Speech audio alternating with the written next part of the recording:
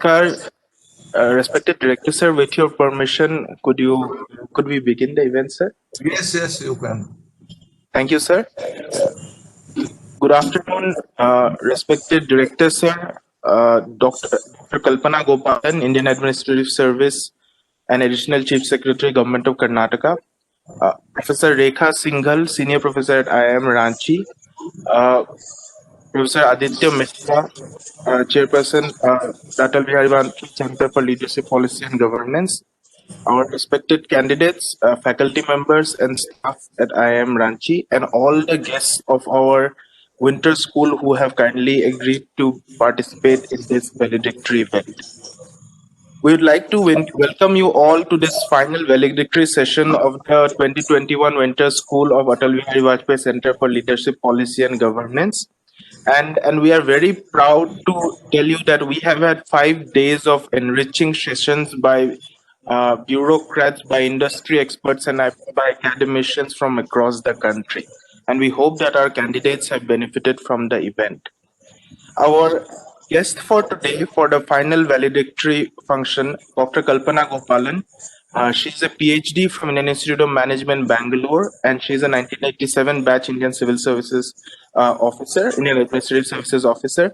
She has won a number of awards, including the Mother Teresa Women Empowerment and International Human Rights Award 2019. She also holds a master's in public policy from IIM Bangalore. She was rated among the top 2% of doctoral candidates in the past decade for her research on infrastructure and public-private partnerships. A gold medalist and university topper in her undergraduate and master's, she was a visiting fellow at McGill and Concordia Universities, EU fellow at Salerno University, and Maxwell Scholar at the Syracuse University.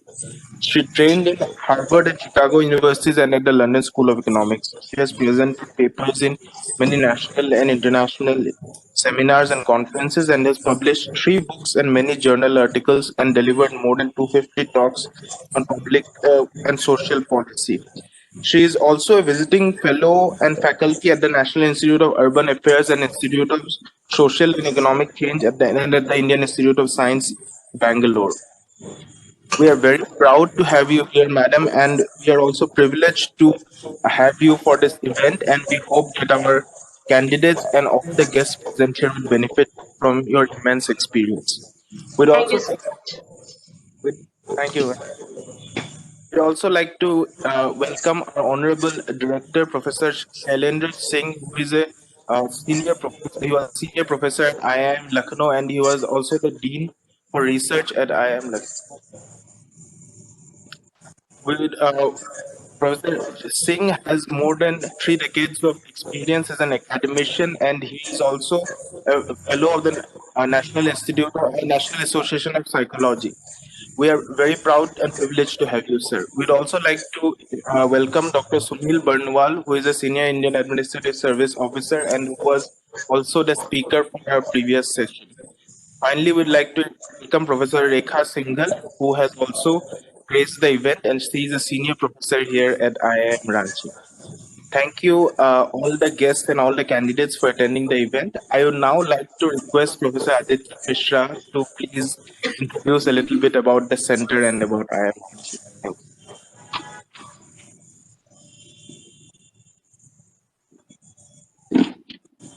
you. Good afternoon, distinguished guests and Honorable Director, sir. I feel honored to apprise you about IIM Ranchi. IIM Ranchi belongs to a league of globally renowned group of Indian Institutes of Management. IIM Ranchi is the 9th IIM established in 2010 with NIRF ranking 20th position. The institute currently of IPM, MK in General Management, MBA HRM, PhD, Executive PhD, PGXP, and other certificate programs and postdoctoral programs.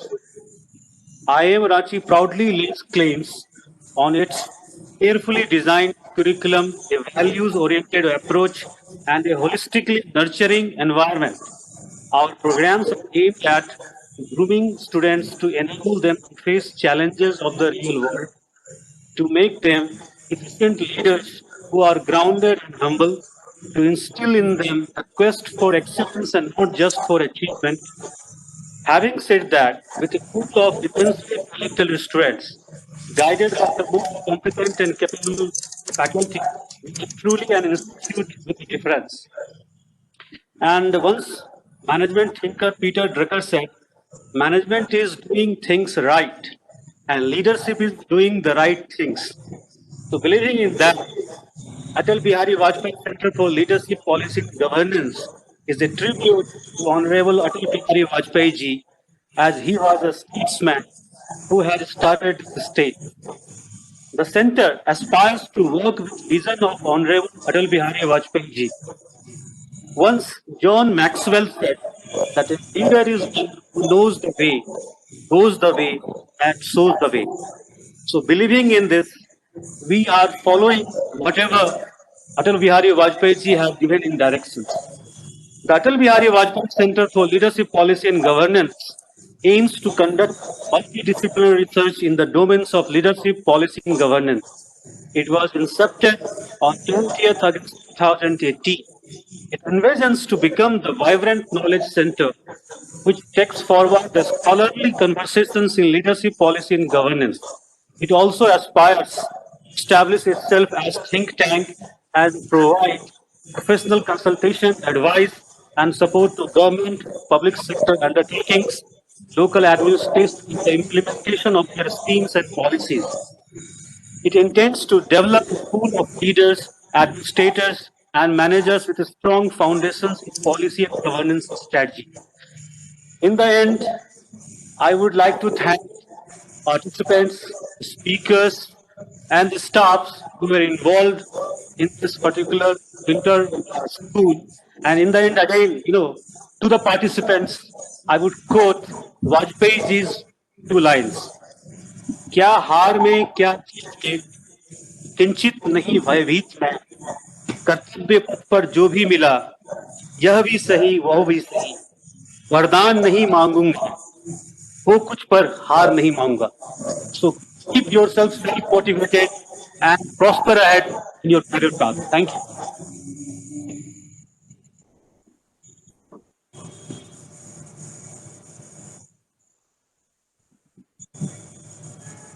Thank you, Professor Mishra. We would now like to request the Honorable Director, sir, to please present the welcome speech for the event. Thank you, sir.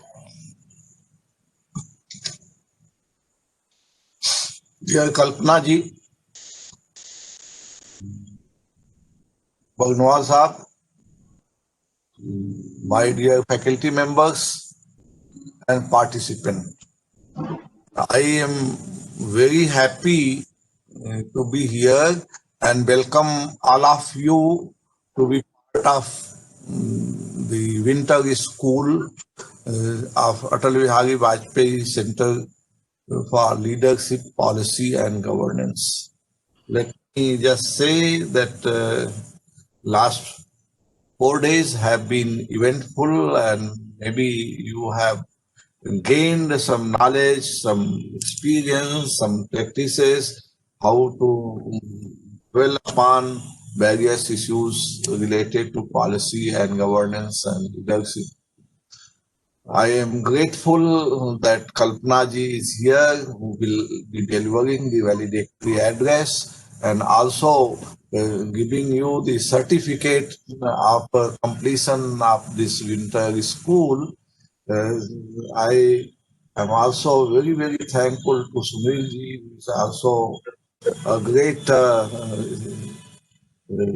officer, who was a topper in his own year of civil services, has been associated with the Jharkhand state for very important positions and as he spearheaded all the work of Chief Minister's office as the Principal Secretary of Chief Minister of Jharkhand 2019, and now he is a Joint Secretary at Ministry of Home Affairs.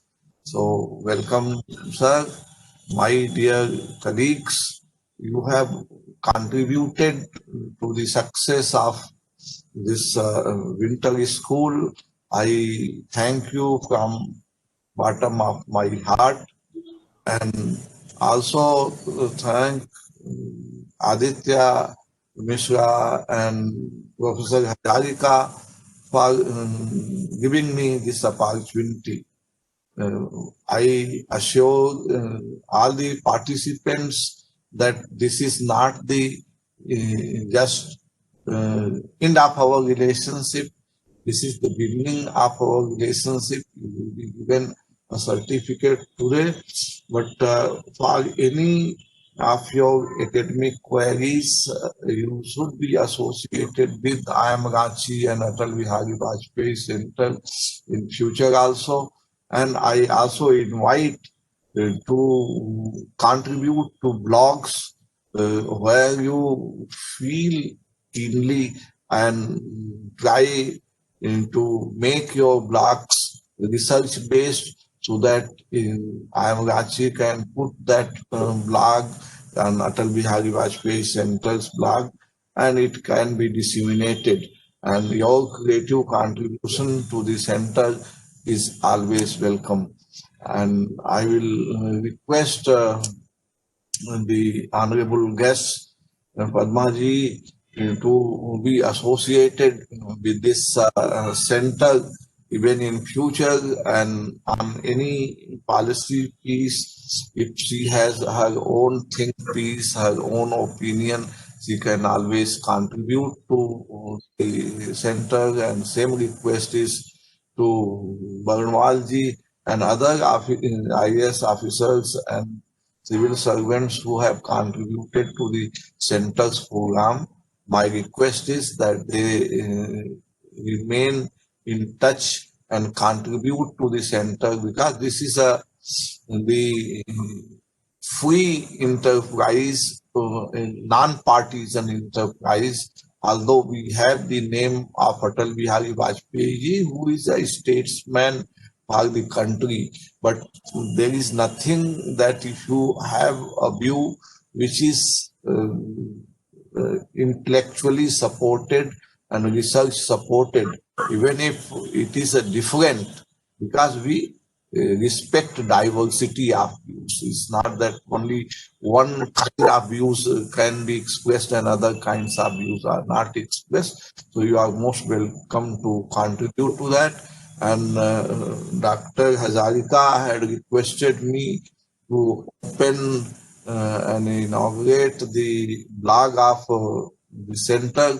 So that blog is being opened now, where all of you are welcome to contribute.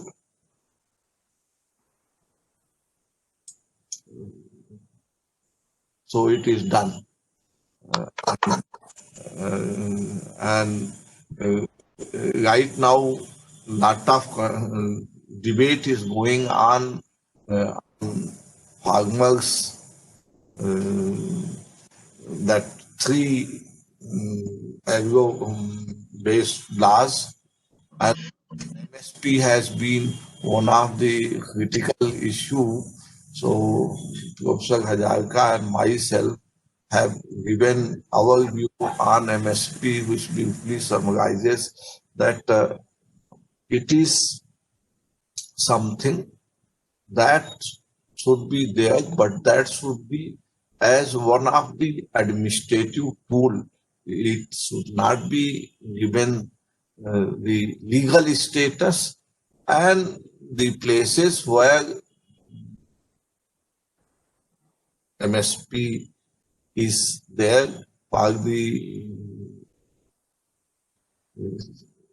produces that is covered.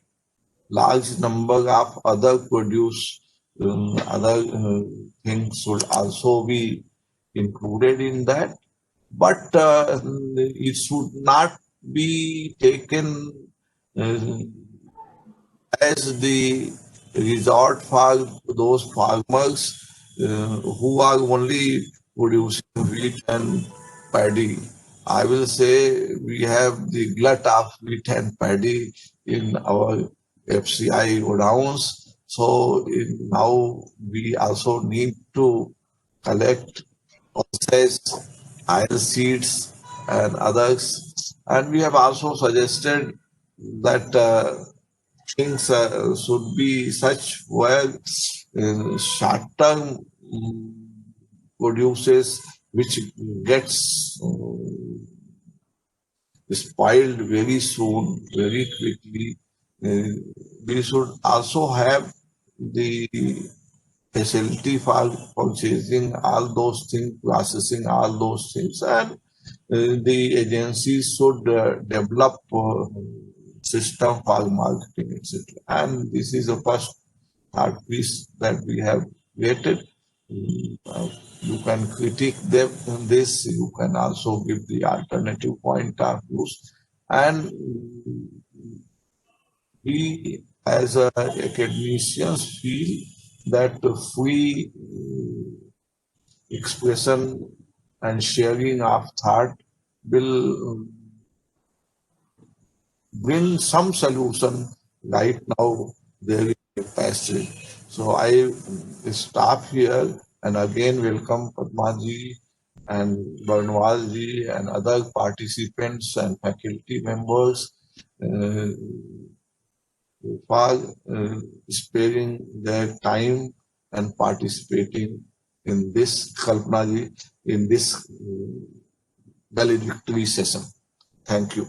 Thank you.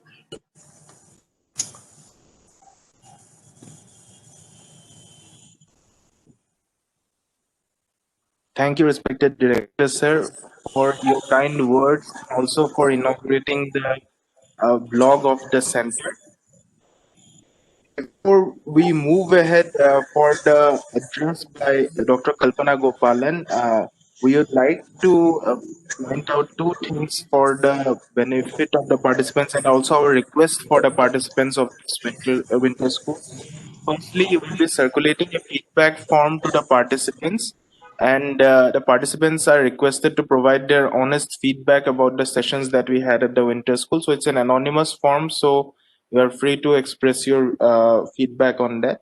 And secondly, we'll be requesting the participants to please provide a small video, a very small video. You can record it as a selfie video on your mobile phone or even using your webcam on your laptop. Just 1 minute or 2 minutes would do. Just your experience of the winter school and how you benefited from the winter school.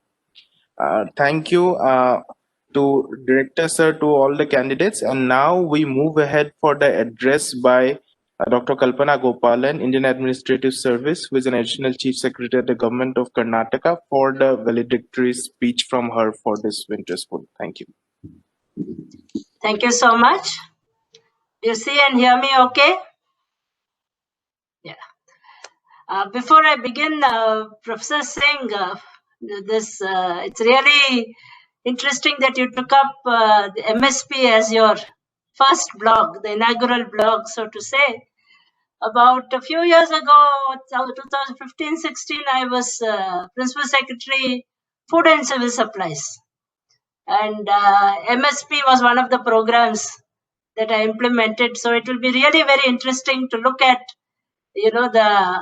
the execution of the MSP program, so to say, how we implement. Maybe your next winter school or summer school on governance should have the topic of MSP. It will be very interesting, really, to study it from both sides, the theoretical or the policy making side, and then the practical implementation side. So that's just to flag that note. Distinguished dignitaries, organizers from the Atal Bihari Vajpayee Center for Leadership, Policy and Governance, faculty and staff of IIM Ranchi, and my dear managers of tomorrow. I am privileged to address you all this afternoon at the valedictory session of the Winter School on Leadership, Policy and Governance. When you entered B school, you crossed the threshold from a student career into a professional career.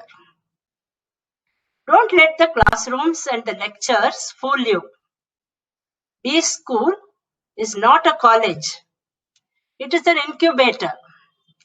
It prepares you for the life that you will emerge into, the life of a practitioner, a management professional.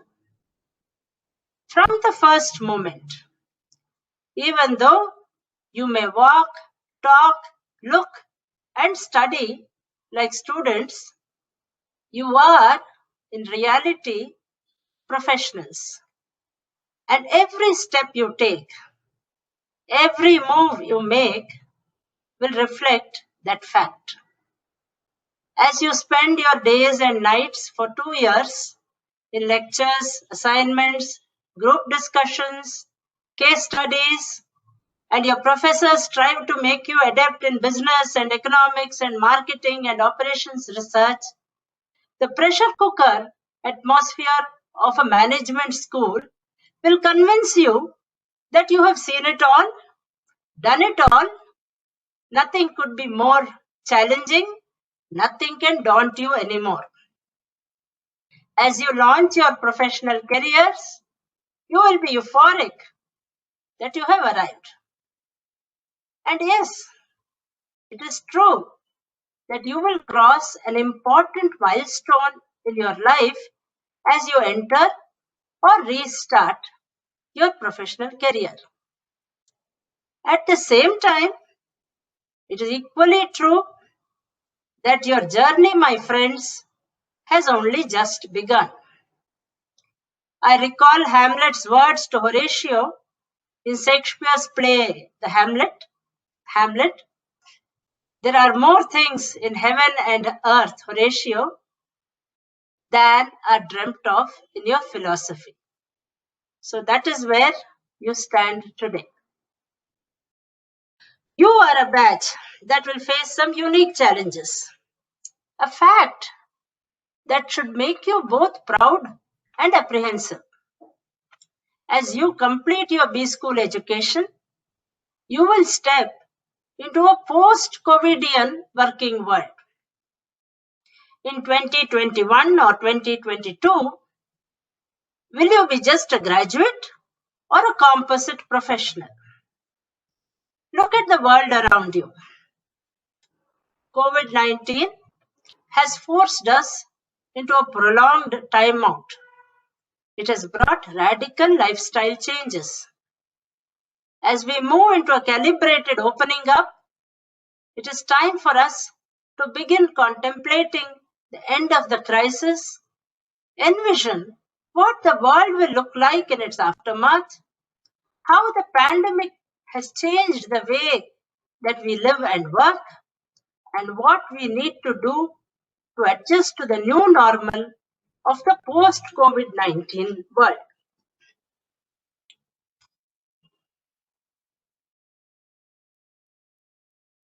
Why has COVID-19 thrust this imperative upon us? Does a crisis by itself ensure reform? Just have a peek into history. Every great crisis to mankind has seen a period of rapid counter responses. In challenging times, we question accepted realities, devise quick solutions, often outside the usual compass, some of which may be effective enough to become normal quotidian practice. This was demonstrated in the world wars, as well as pandemics such as the Spanish flu. History also suggests that the global economy is remodeled in significant ways after a major crisis like COVID-19, spurring the adoption of new technological strategies and business models. The SARS outbreak in 2003 is seen as a causal factor for the adoption of online shopping by China, which resulted in Alibaba's rise. The balance of payments crisis in India led to the paradigm shift of liberalization, globalization, and privatization, the LPG formula, in 1991. The economic and humanitarian crisis unleashed by COVID-19 is thus an opportunity to reform sectors such as skilling, healthcare, the unorganized sector, and education, which are the underpinnings of our political economy.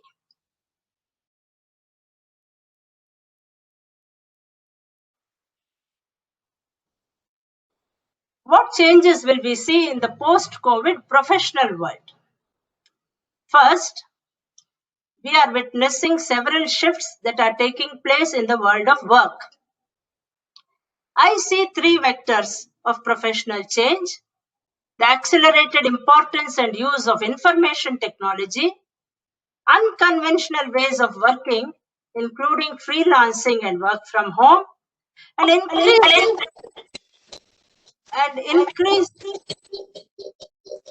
There's a disturbance there. Is it fine? I see three vectors of professional change: the accelerated importance and use of information technology, unconventional ways of working, including freelancing and work from home, and increased inter-organizational and intersectoral collaborations and networks.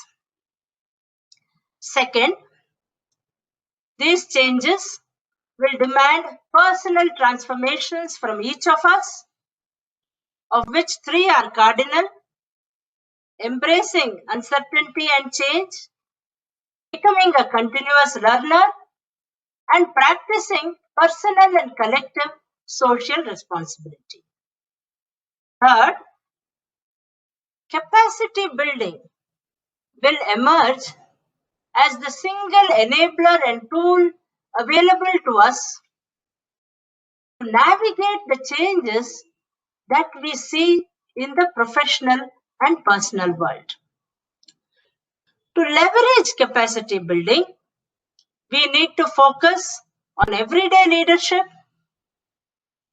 focus on the frontline and backroom workers who are vital to decision making and implementation, and design training programs so as to train teams and not just individuals.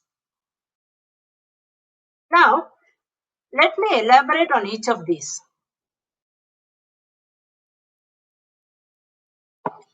What changes do we see in the professional world? COVID-19 has increased digitalization in all spheres of our professional world, whether it is education, healthcare, governance, or entertainment. All these demonstrate the growing acceptance of technology to help us feel connected.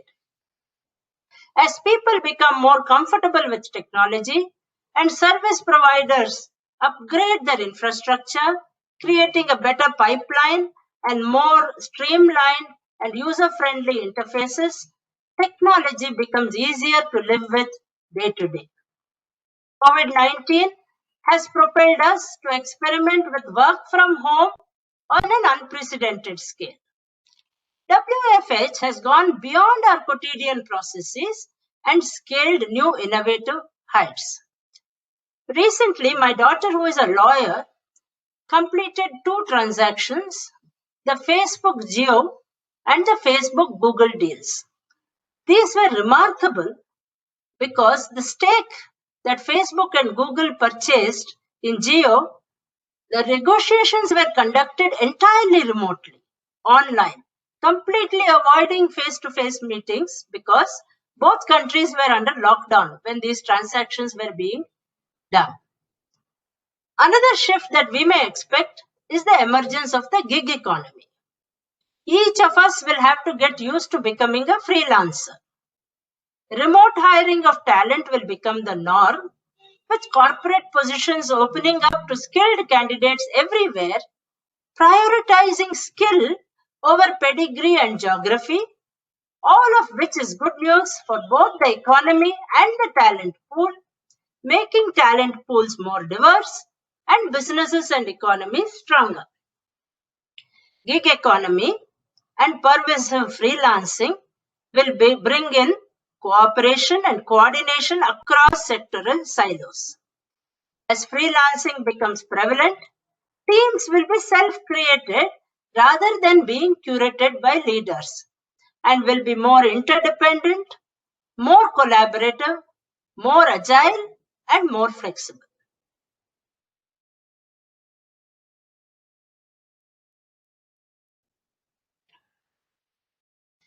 Let us now move to the second point. What personal transformation is required in a post-COVID individual? Pragmatism demands that we survive the present moment while we build ourselves to thrive in a very different future. The first personal transformation that the post-COVID challenge demands from us is the realization that change is the only constant. This calls upon us to embrace uncertainty, develop equanimity, mental balance, emotional intelligence, and agility of thought and action. Next, becoming a continuous learner. Continuous learning opens our minds and changes our attitudes. The gentleman who introduced me mentioned that I did my PhD. He also mentioned that I belong to the 1987 batch of the IAS. What he did not realize perhaps was that the PhD was much later than the IAS. I got into IAS in 1987. I did my PhD mid-career, the Masters and PhD in Public Policy mid-career in the years 2004 and 2013. So I graduated, my doctoral convocation took place in 2013. So it was mid-career. So I myself tried to be a continuous learner because continuous learning opens our minds and changes our attitudes. To function effectively in the rapidly changing world of technology, we need to learn new things to remain valuable. Those not making use of this opportunity will stagnate. Do not be left behind. Our third and most important self-transformation is the practice of personal social responsibility and collective social responsibility. We are familiar with CSR or corporate social responsibility, but CSR is still someone else's job. It is up to each of us to adopt personal social responsibility. We have each a duty to each other. Personal social responsibility is still easier to practice, say by teaching a child or helping a destitute person in need. But what COVID-19 has brought home to us is a larger collective social responsibility. The health of our communities depends on our individual actions. Thus, it calls upon our collective social responsibility that emphasizes our responsibility to the community. So, as you can see, COVID-19 has thrown up challenges and changes in our professional and our personal world. The tool that enables this professional and personal transformation is capacity building. What aspects of capacity building should we as individuals and as a nation focus upon? This brings me to the topic of your winter school, leadership. Every big crisis is a test of leadership. But COVID-19 is not really about what leadership we are used to, political influence or corporate power. It is about the everyday leadership that we as individuals and citizens demonstrate in our daily lives. Therefore, our capacity building should focus as much on qualities and character traits as on specializations. Traits such as calmness and equanimity, skills such as communication and problem solving, and the attributes of a work ethic and compassion.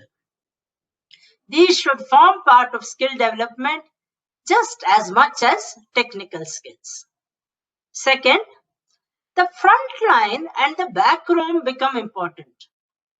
In an increasingly digitalized world, with social media creating a virtual reality, presence and authenticity become even more important.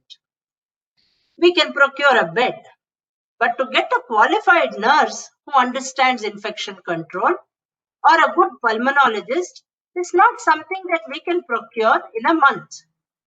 These are long-term investments and highlight the importance of the frontline and backroom workers and teach us to respect dignity of labor. Third, the focus should be on training teams and not individuals. We saw that the pandemic makes freelancing acceptable as well as calling for greater collaboration across teams and organizations.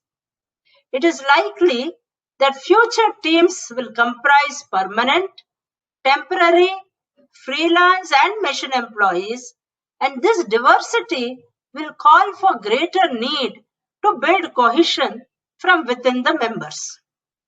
Our pedagogy should mandatorily include group situations, case studies, self-reliance and decision-making situations, problem solving, immersion experiences, and the like.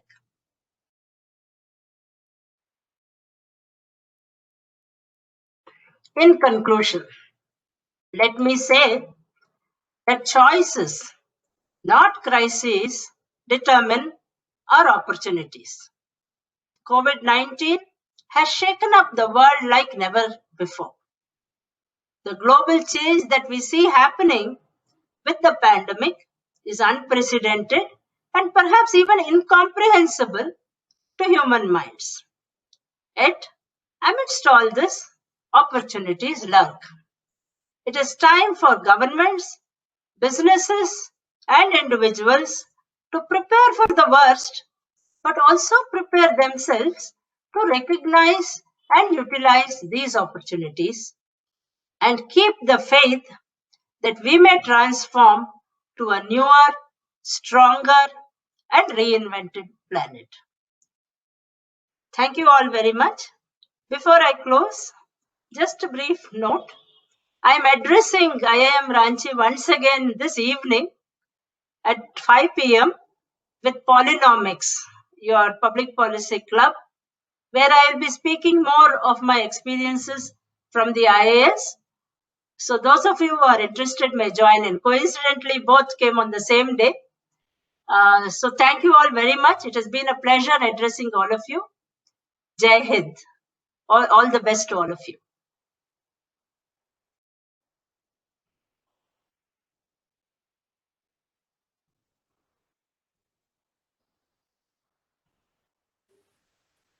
Thank you, Dr. Gopalan, for those very enriching words, and I believe they also have helped the participants learn a lot more about the challenges which they might face in the post-Covidian world and how they should deal with them. We will come back to you in a few minutes, Dr. Gopalan, for a short interactive session. We would now like to request Dr. Barnwal for two small words or two small sentences on the winter school as a part of the valedictory session. Thank you very much for asking me to speak for the valedictory session. Just before this session, I took one of the sessions on leadership and government.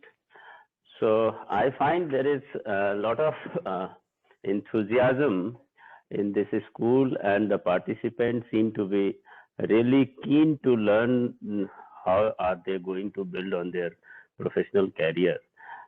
Let me thank IIM Ranchi and the Atal Bihari Vajpayee Center for Leadership Policy. This is the center which has been set up, and since its establishment, it has been taking up so many projects, so many courses not just the people from Jharkhand, also from people across the country are getting benefited.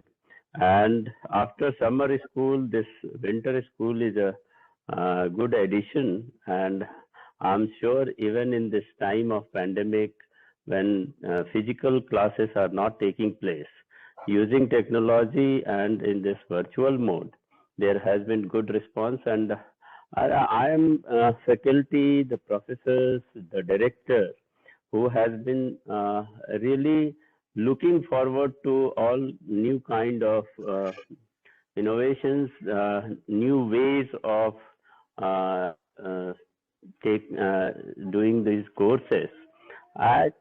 This has been helping it out, and in this state of Jharkhand,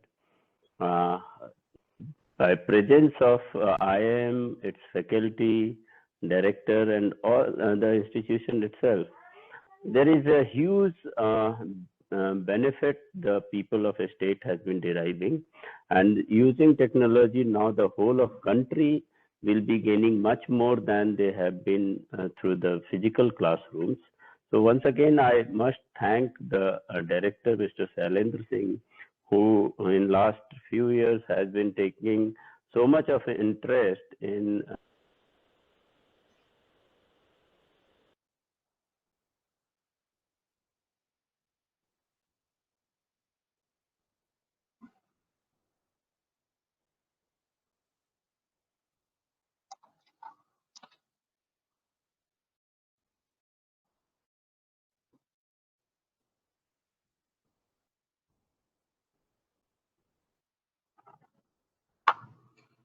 experience to the participants.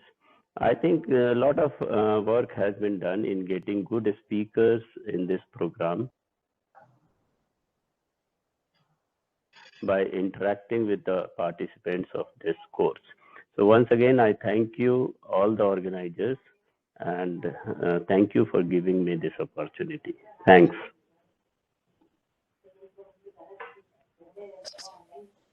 Thank you, Dr. Burnwal. We are very happy to have you here for the valedictory session, and we also thank you again for your previous session in this winter school. Now we go back to Dr. Gopalan again and open the floor to questions from the participants.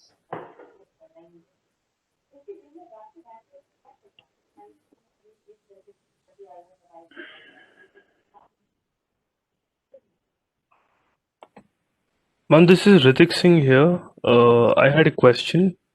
Yeah. Ma'am, you were talking about the diversity in work ethic culture, that freelancers and part-time workers, contractors, all are going to work together.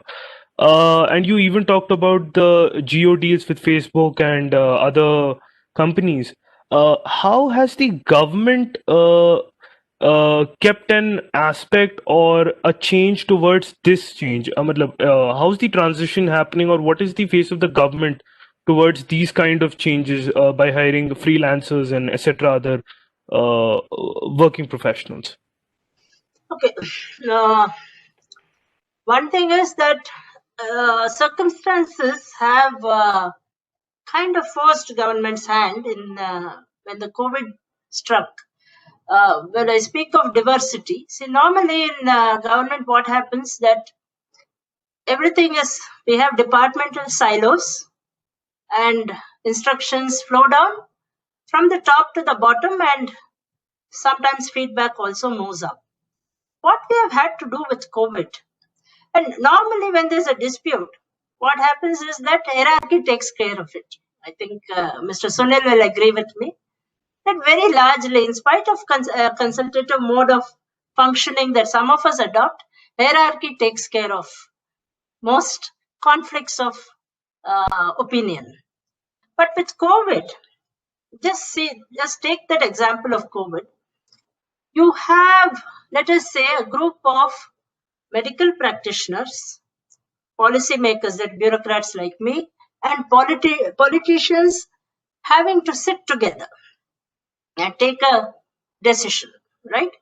Say about vaccination protocol or about the protocols to be followed for, home isolation, things like that. Then that instruction or decision flows down, and it has got to be implemented by the ASHA worker or the policeman on the road or somebody who is doing survey, collecting the information. This is not a very normal situation. So you have, the departmental silos already breaking up because of COVID. I'm not saying that government initiated the change, but government has had to cope with that kind of change. So you have, let us say, a policeman or an ASHA worker who is implementing the medical decision, which has been translated into a government order or instruction by a bureaucrat. So you already see the number of, departmental silos which now had to merge together. So this is one thing which has happened. The other thing, that whether government has been open, see, from the outside, it is a fact that government looks like one monolithic entity comprised entirely of IAS officers like myself. But this is not entirely true. Almost ever since, not now, not with COVID, but 30 odd years ago when I joined service, even then we were, having consultative or collaborative work with NGOs, non-profits, and maybe with industry, media definitely. So it has always been the case. Maybe you could say in early days of independence, we had the bureaucracy, the government, the bureaucracy with IAS at the apex, maybe handling a lot of power and a lot of responsibility. Come 1987, when the Panchayati Raj legislation was first enacted here in Karnataka, and then later on, we had the 73rd and 74th Amendment, the local bodies and Panchayati Raj amendments to the Constitution. We have had to work collaboratively even at the grassroots level.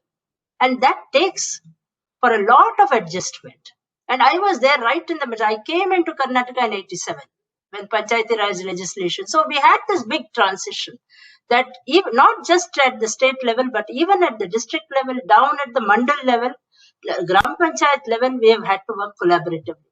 So it is not that government has been a monolithic entity throughout, but more and more, structurally or systemically, we are opening up. And you can see that there's a lot of buzz in the media about lateral entrance into the IAS, as joint secretaries. So that kind of thing is also happening. Those are more systemic changes. But in practice, very gradually and perhaps not very visibly, but definitely substantially, government has been opening up and working collaboratively. And many of us, including, I am sure, Mr. Sunil and myself, we have a collaborative and consultative way of functioning throughout. So that has been the case. So you will know it when you actually start working with government or in government, that it is not so closed an entity as you think of it from a B school. I know that I have been in a B school myself, and it took me a lot of effort to disabuse notions about government among my B school scholars. Does that answer your question? Most definitely, ma'am. Just one more last question. I am open. Then I'll reduce the monopoly. You were also talking about technology making life easier. I really have this query, because even I have a technology background, that the government is also adopting technologies. And as far as safeguards are concerned, because technology is something that can be abused, what is the government doing at the grassroots level to curb and put in safeguards to avoid certain actions that might harm Panchayati Raj and all these systems, because these are very vital to the development of our nation? Or any system for that matter. Regarding cyber security and cyber crime and safeguards, at the legal level we have the law, and we also have a cyber crime cell. Now almost every state has a cyber crime cell. That said, in day-to-day practice, I must say that we are not as cautious and careful as we ought to be. consciousness of safeguards has not yet percolated through the system, is what I would say. So there's a free use of Gmail, for instance. We wake up when somebody's account suddenly gets hacked. So this happens. But yeah, the systems are in place. But in practice, in day-to-day practice, I think there's a lot of education which needs to be done. See, one thing is that what any kind of virtual practice does is that it disperses. So, like, let us say farmers who want a khata, let us say for their land, they could organize themselves and come to the district collector's office. So they were now, you have Bhumi and other applications which they've completely removed the need for anyone to come to the district collector's office and make a representation to get their khata. At the same time, now these farmers are not desegregated. It is very difficult for them to come together. And therefore, if there is one, let us say, somebody's khata has been changed without his knowledge or through some hacking mechanism, how does that one individual, he cannot mobilize the rest of his group because they are all desegregated across geography. So this is something that we need to understand. We do build in safeguards. In every state government now has an e-governance department or cell or some entity is there, and we have MeitY at the union level. But at the same time, that education which needs to happen, it is really very hard to do. When you don't have connectivity, you cannot demonstrate how things can be hacked. You see, so you are actually facing a challenge, because on the one side, you need to expand connectivity. You need to ensure that every part of your country is connected so that you get the benefits of e-governance. At the same time, you need to be able to percolate that consciousness, which takes a little bit of time. It's a wonder that, we have not heard of major mishaps, which also means that to an extent there is some vigilance, and these departments of e-governance or ITBT, we call it in Karnataka, they do their job, and cybercrime within the police, they do their job. But I think much more can be done. Even I don't think even among urban users there's a great deal of consciousness.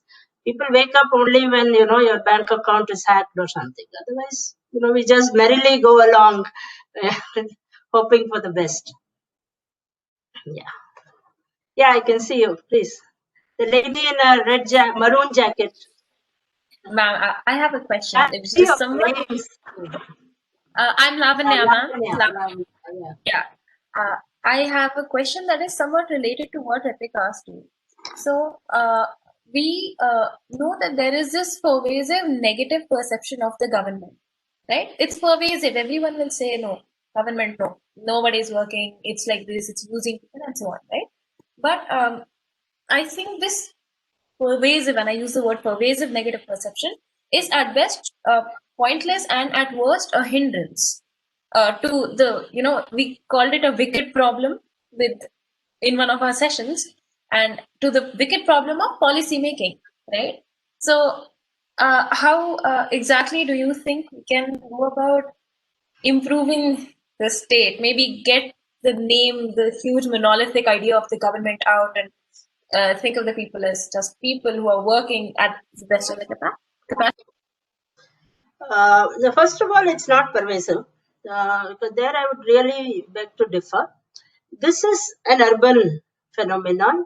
Urban educated upper class feels that Sarkar does not work. You just have to go into any village, and the faith and trust they place in you is enormous and moving. And actually, and Mr. Sunil will agree with me that is what keeps us going. I don't know, the trust, the affection, and the acceptance of the Indian rural, so-called illiterate class is something which has to be experienced to be believed. And we in the IAS, particularly government at large, are uniquely fortunate to be able to experience that throughout our lives. I don't know whether I can show it here, but I'll see whether I can get my LinkedIn page. A few days ago, I was in Udupi, and I met the fisherwomen of a Samstan fish market. Is there a share screen option or something here where I can show you these pictures? They are on my LinkedIn page. Let me see whether I can. Let's see. Give me a little bit of time, Lavanya, because what to do? You've kind of motivated me to disabuse you and as well as clarify this. Let me see whether I can do this. I've just downloaded a couple of pictures. Where do we see? Let us see this. Anyway, these women, the first time they are meeting me, I had gone to see their market. They had a few issues with the Gram Panchayat, so which I said I would sort out. But the kind of, they just embraced me. There isn't any other word. They just embraced me. And where is the share screen option here? Let us see. Ma'am, down below there'll be an option share. I'm just I got that. Let's see. But my entire screen is showing just the gentleman who asked me the first question. Now let's see. Can you see this picture now? It's a little small. Yeah. So these are the ladies of the fish market. Very articulate, very talkative. We spent 1 hour just chatting like sisters, and they just put their faith in me and said, "We leave it to you, and you please get this done." Can you see this now? She's the lady in purple, Violet. She's the head of that fish market. She's the head of the women's group. So you have women's entrepreneurship here. You have given them this building, which you can see in the background. That is the fish market. It's a huge building. And they just embraced me with their affection. So it's not really true that, people don't have faith in government. That isn't right at all. But at the same time, I must say that it is a creaky machine. Mostly because one is that there was that overemphasis on specialization, and it's not just true of government, it's true across the board that we over-specialize so much that we forgot that there should be a holistic thinking and holistic designing of programs. And it's not just true of Sarkari programs, it's true across the board of so many things that we do. The second is that in India, we have failed to align self-interest and public interest. So we seem to think that at some point these are in conflict with each other, that government or the public is just a milking cow, and let's make the best of it. Fault lies with all of us, not just those who implement the schemes, but those users as well. So there are reasons for that. Government is opening up. In fact, government is opening up more than academia, I must say. That this was not the case when I entered IIM, but today I can say that we are willing to make systemic changes to induct professional talent within. Whereas academia, you cannot enter. If today, after 33 years, I want to enter an IIM, I have to start as assistant professor. I can't start off as a full professor. So there's a very big change which is happening within government, which is not happening in other sectors. So what we can do, which was actually the final part of Lavanya's question, there are many things we can do. We within government should really let people know how hard we work. And it's a fact that we work very hard. We work all the time. Actually, there's no real full stop to government work. It just goes on and on and on. And something like B school's assignments. But but the pressure cooker is always on. And pressure cooker when you're 20 is different from pressure cooker when you're 50. And but we live in that pressure cooker. We don't do a good job of educating people on anything, even the things that we do. But we did make a change with COVID, where very many governments came up with dashboards and long SOPs as to how, which people may not read, but it is still there for those who wish to know and understand. So we within government also need to do a lot. Outside government, people need to realize how hard we work, and somewhere it becomes that government is just about power and money, and money brackets corruption.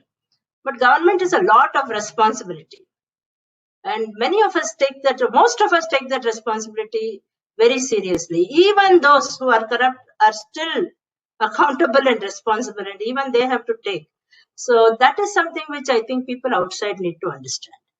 So very long answer, speaking from the heart to your question, Lavanya. Ma'am, thank you so much, because I realized my view was very narrow in that sense.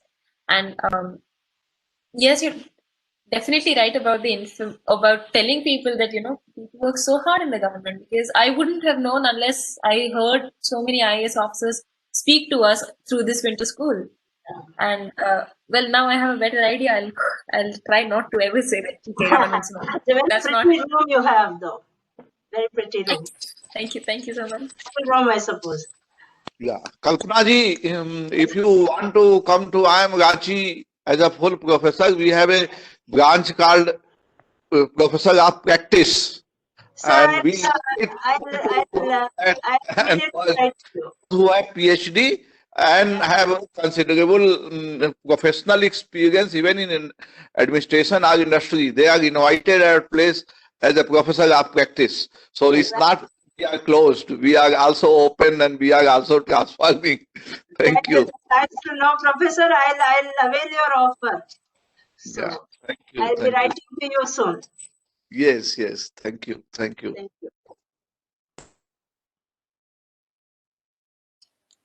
Thank you, sir. Thank you, madam. We have time for, I believe, one or two very short questions, one most likely. So anyone would like to ask the final question probably to Dr. Gopal? Ma'am, I have a question. Okay. Greetings, ma'am. Myself, Harshal. So, ma'am, I have been seeing your profile for quite long time, and I get to know you are a person of English literature, then history, and then being on a prime position of in administrative services, and then coming back again to after in 2000 going for IIM Bangalore, and then again for Italy the PhD thing. Ma'am, I really want reflect from your views how we as individuals who look forward with this public policy and governance thing, how we as persons of academic can look forward to the same. Can you reflect something in whole your diverse academic background? Okay. See, the thing is, things were different in my time, so there will be a little bit of change today. My life has been rather serendipitous. I started out as a humanities student. I think my resume doesn't mention is that I went into IIT Madras to do my PhD just after completing my MA. IIT Madras had a humanities cell at the time, but they did not. Being a technological institute, I was in IIT Madras. I in fact topped the common examination for CIRA. Common examination for research admission. It was called at that time, CIRA. It was the parallel of JEE for research.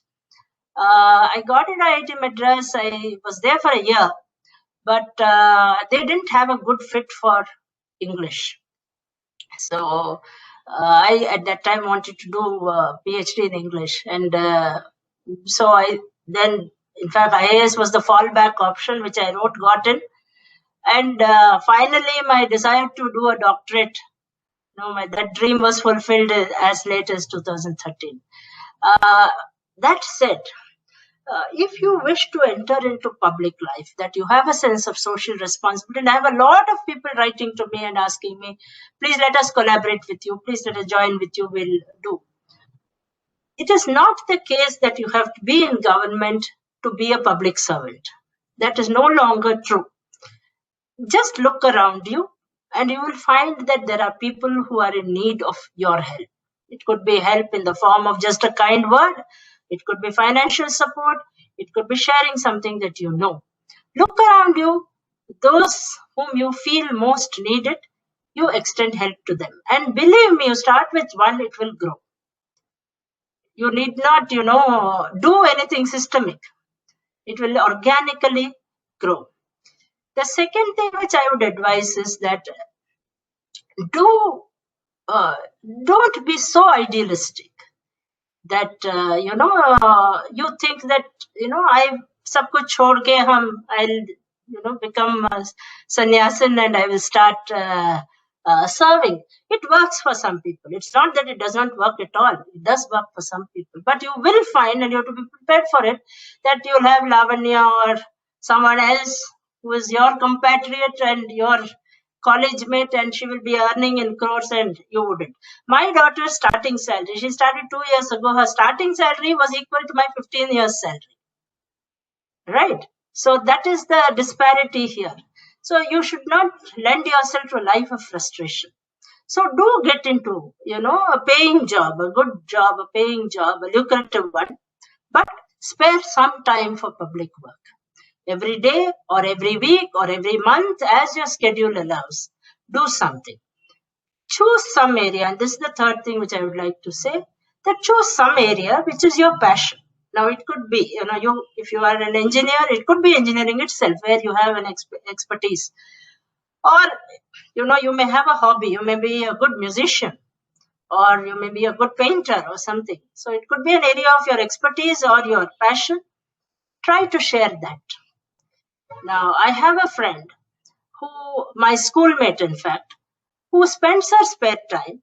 She goes and sings in hospitals in the ICU wards. She's a good singer. She's a housewife, otherwise she's a homemaker, but she sings in hospital wards in her spare time.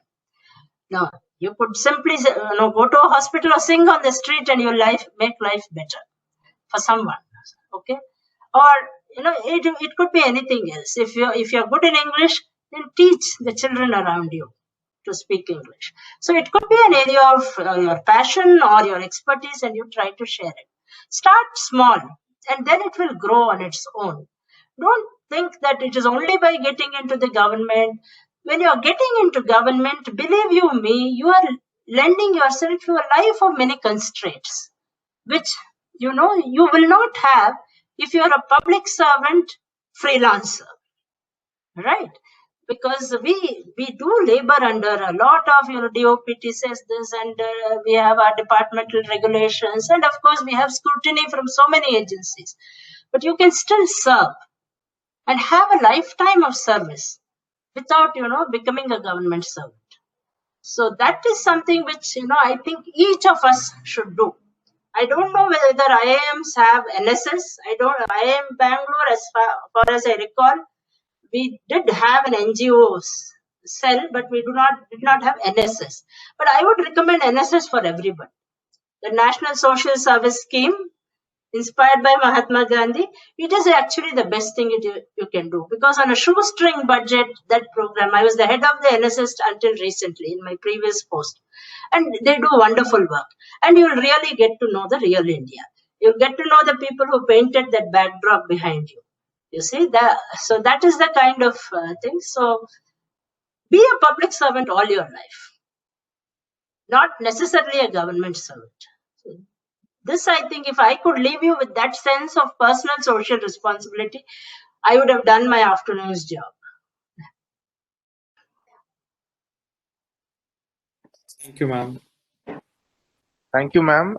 We at IIM Ranchi are also very happy to inform you that we have been also doing some small ventures as a part of our social responsibility and to inculcate the spirit of public service among our students.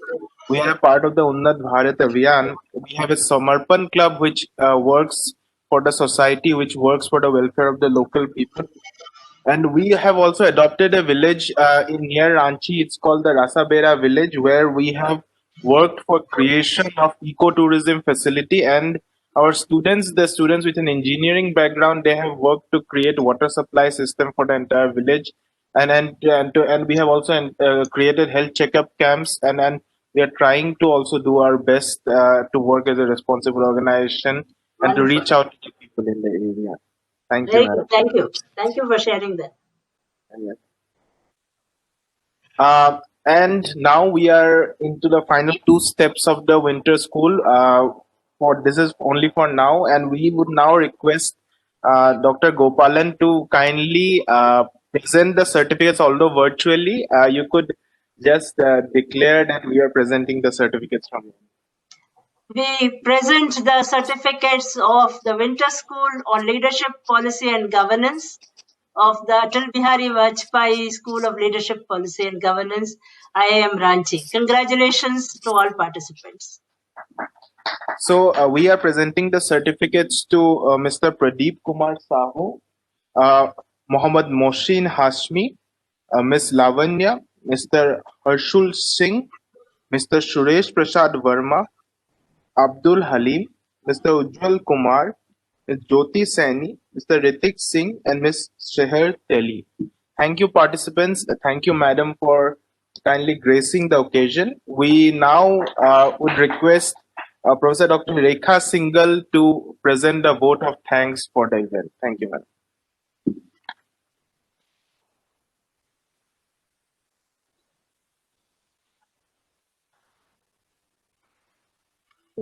Yes. So, good afternoon, everyone, and thank you, Dr. Gopalan. Such a wonderful interaction. And yes, I noted your key points, starting from lifelong learners to that personal to collective responsibility, social responsibility, and the top of it was be public servant, not necessarily be government servant. So indeed, on behalf of IIM Ranchi, we are thankful to you for sharing your rich experience. And then you combine both academics, IIM, as well as administration. So nothing can be better than that, ma'am. We are thankful to you from bottom of our heart for sparing your time and sharing your experiences. And I believe this will go in a long way for each one of us who witnessed it. I think I must also thank Dr. Burnwal. That's one of the example that he was there in the session as a resource person. He was there all through the session, this valedictory session.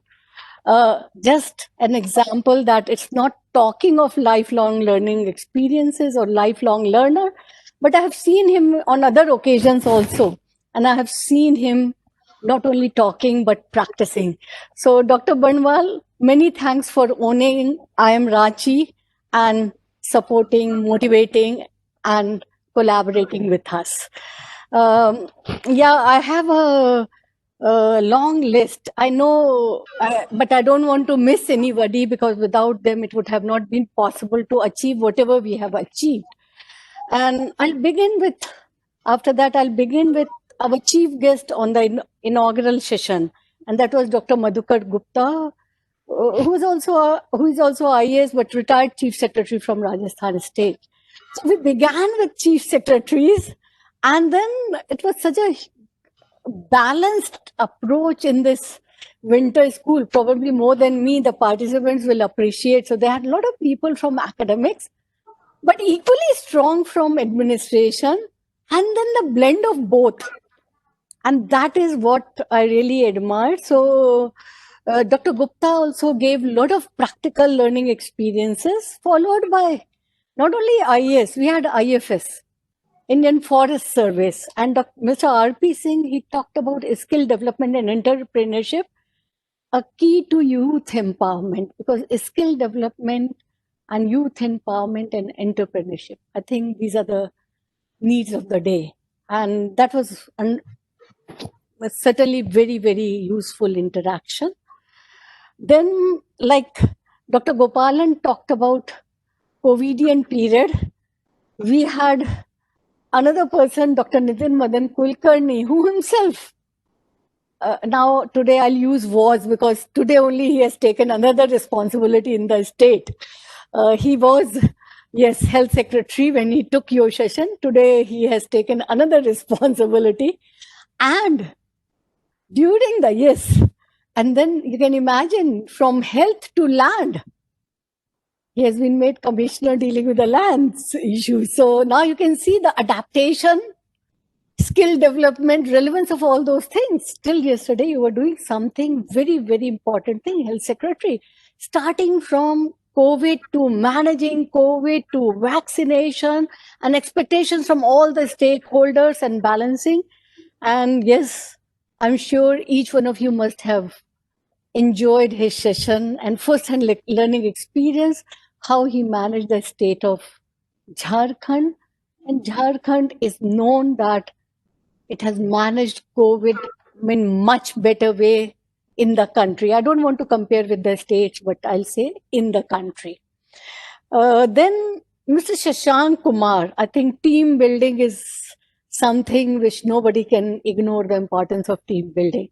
Team building, leadership, governance, policy, I think they are the threads interwoven. And without that, you cannot have fabric. So he talked about team building and entrepreneurship. And that is relevant not only for entrepreneurship, but also for governance, leadership, policy making, and everything. Dr. Hiralal, yes, I'm smiling because the title of his session was My Moments of Truth with Good Governance.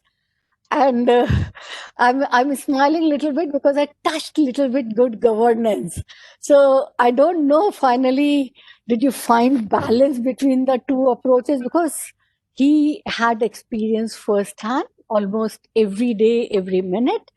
I had experience firsthand, but not to that extent. And that is where I think participants must have realized how to balance with the background of academics and how to balance learning from the practitioners. And then Dr. Sarkar, big data for public policy. All of us are realizing the importance of IT. When Dr. Gopalan talked about, and I remember Ritik always because he's with the background of IT and IT policy, we had discussion. So big data for public policy because public policy cannot be in the absence of data. It's the data who tells where are you, where you want to lead, and what is the background. And that must have been very, very useful. And I want to thank from bottom of my heart to him. Then we had Ritvik Mishra. I'm talking of all external without whom this would have not been possible. Monitoring and evaluation in government and approach to policy making. Because policy, we had realized that it's not a decade effort. It's a decades effort. It's not one decade. And therefore, monitoring and evaluation, which tells, did we start it rightly? Are we moving in the right direction? Does it require some adaptation or adjustment? And that's what was first-hand learning. I'm sure each one of you must have learned a lot. And being in Jharkhand, and don't talk about coal. Otherwise, also, it's not that the coal belongs to Jharkhand, coal belongs to the country, and we are leading country in terms of coal. And Mr. Shekhar Sharan talked about the journey of coal miner. And I'm sure it must have been very, very interesting session for each one of you. Ms. Ira Singhal, yes, social welfare. And that's what Dr. Gopalan was talking about, moving from personal to collective and from government servant to public servant. Nobody stops us to be public servant.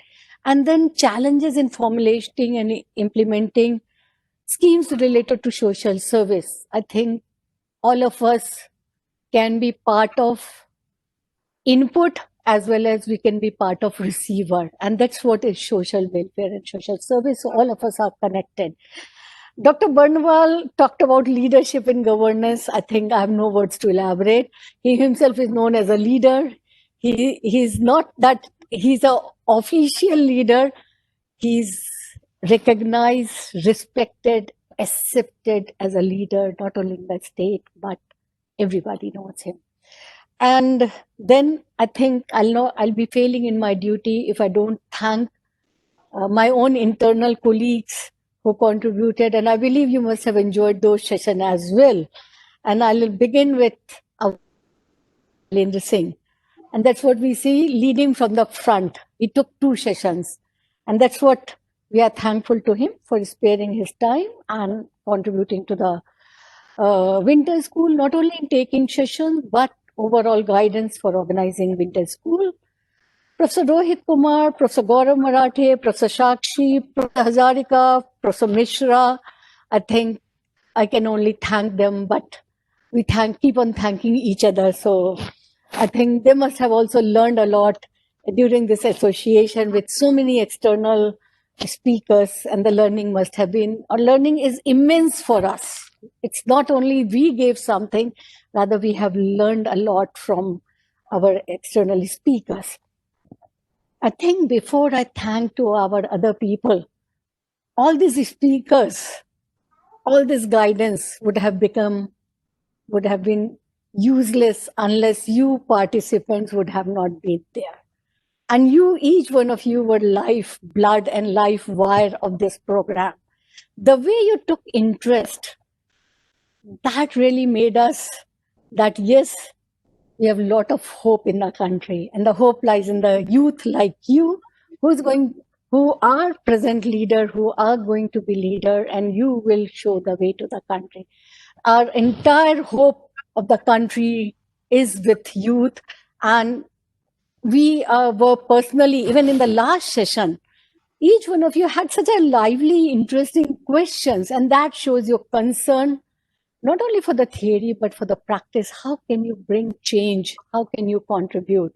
So your presence has only made these sessions possible. Otherwise, even if all 14, 15 speakers we would have sat, we were useless.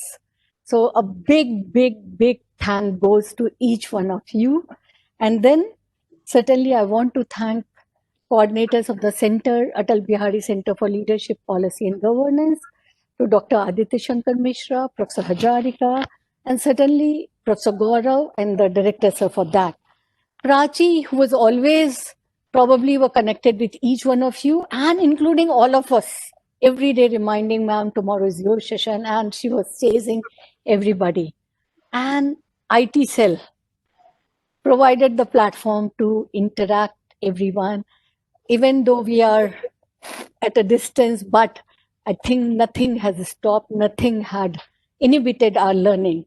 So we realized that this COVID or pandemic was not the first time. The pandemic is also not the last time. But the learnings of COVID will always remain with us. And that's what is the interaction, motivating each other and learning from each other. So again, once again, I thank Dr. Gopalan, Dr. Barnawal, our director, all participants, and the administrative support staff of the Winter School. Thank you so much. Thank you, each one of you.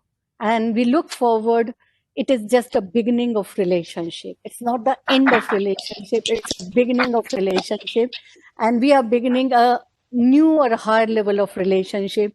Please feel free to contact center or resource person whenever you feel you want to discuss something, wherever you feel we can be of some value to you.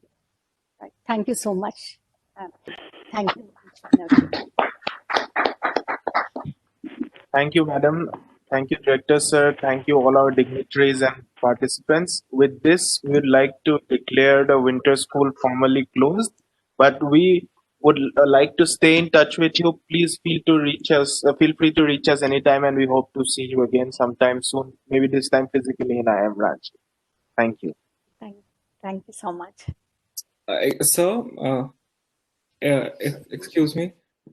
Yes. So sorry for the little inconvenience, but my name in the certificate in Hindi is like little wrong. I will be emailing the right name. Is it okay? Yes, please. Sorry, sir, for the inconvenience.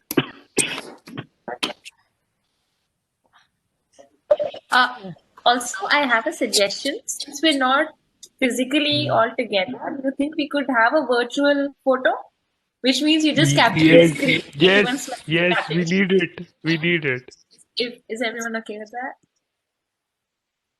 Okay, so on 3, 2, 1, smile. Okay, I got a picture. I'll send it to everyone. Thank you. Thank you so Great. much. Thank you so much.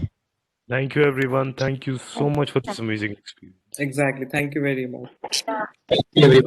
Thank you.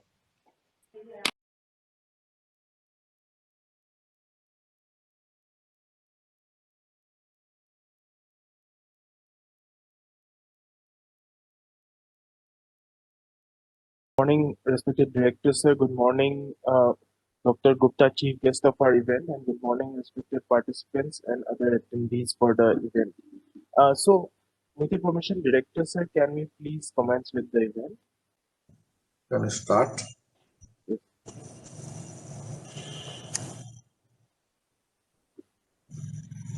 morning, Honorable Director of IIM Ranchi, Professor Dr. Shailendra Singh. Good morning, Dr. Madukar Gupta, Indian Administrative Service and Chief Secretary of Rajasthan. And good morning, participants in the second winter school of Atal Bihari Vajpayee Center for Leadership, Policy and Governance at IIM Ranchi. We are all pleased to have you today at the event, and we hope to have 5 days of a discussion, a learning session, and a great experience for all the participants and all the educators in the event. So to begin with the event, I would like to invite Dr. Aditya Mishra, who will take it from here and also introduce our Honorable Director and the Chief Guest for the event. Thank you.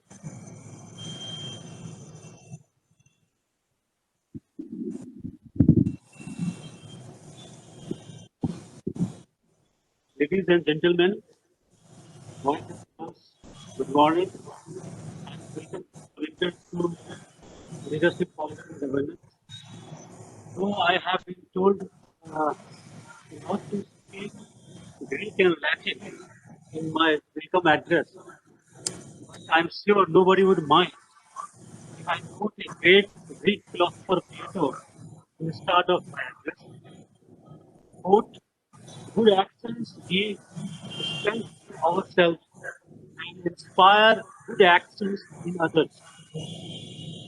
This I found as the essence of all three virtues for leadership, policy, and governance. So based on this virtue only, based on these three things only, our winter school as well as the center is established, and we would like to continue this theme forward. Good morning once again, and a warm welcome to all of you at Winter School of ABVCLPG, IIM Ranchi. The Winter School is being conducted under the aegis of ABVCLPG, which is a center of excellence under IIM Ranchi. Before I proceed further, let me take few moments to introduce the center. The Atal Bihari Vajpayee Center for Leadership, Policy and Governance, it is also known as ABVCLPG. It aims to conduct multidisciplinary research in the domains of leadership, policy, and governance. It envisions to become the vibrant knowledge center which takes forward the scholarly conversations in leadership, policy, and governance.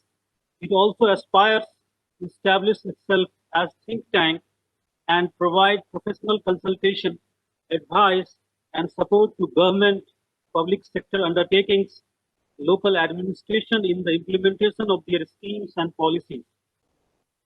It intends to develop a pool of leaders, administrators, and managers with strong foundations in policy and governance strategies.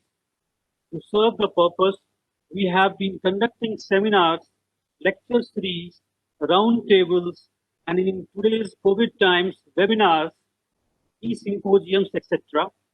We felt privileged when the center hosted present Vice President of India, Honorable Sri Venkaiah Naidu ji, Union Minister Retired General Sri V.K. Singh ji, among other dignitaries.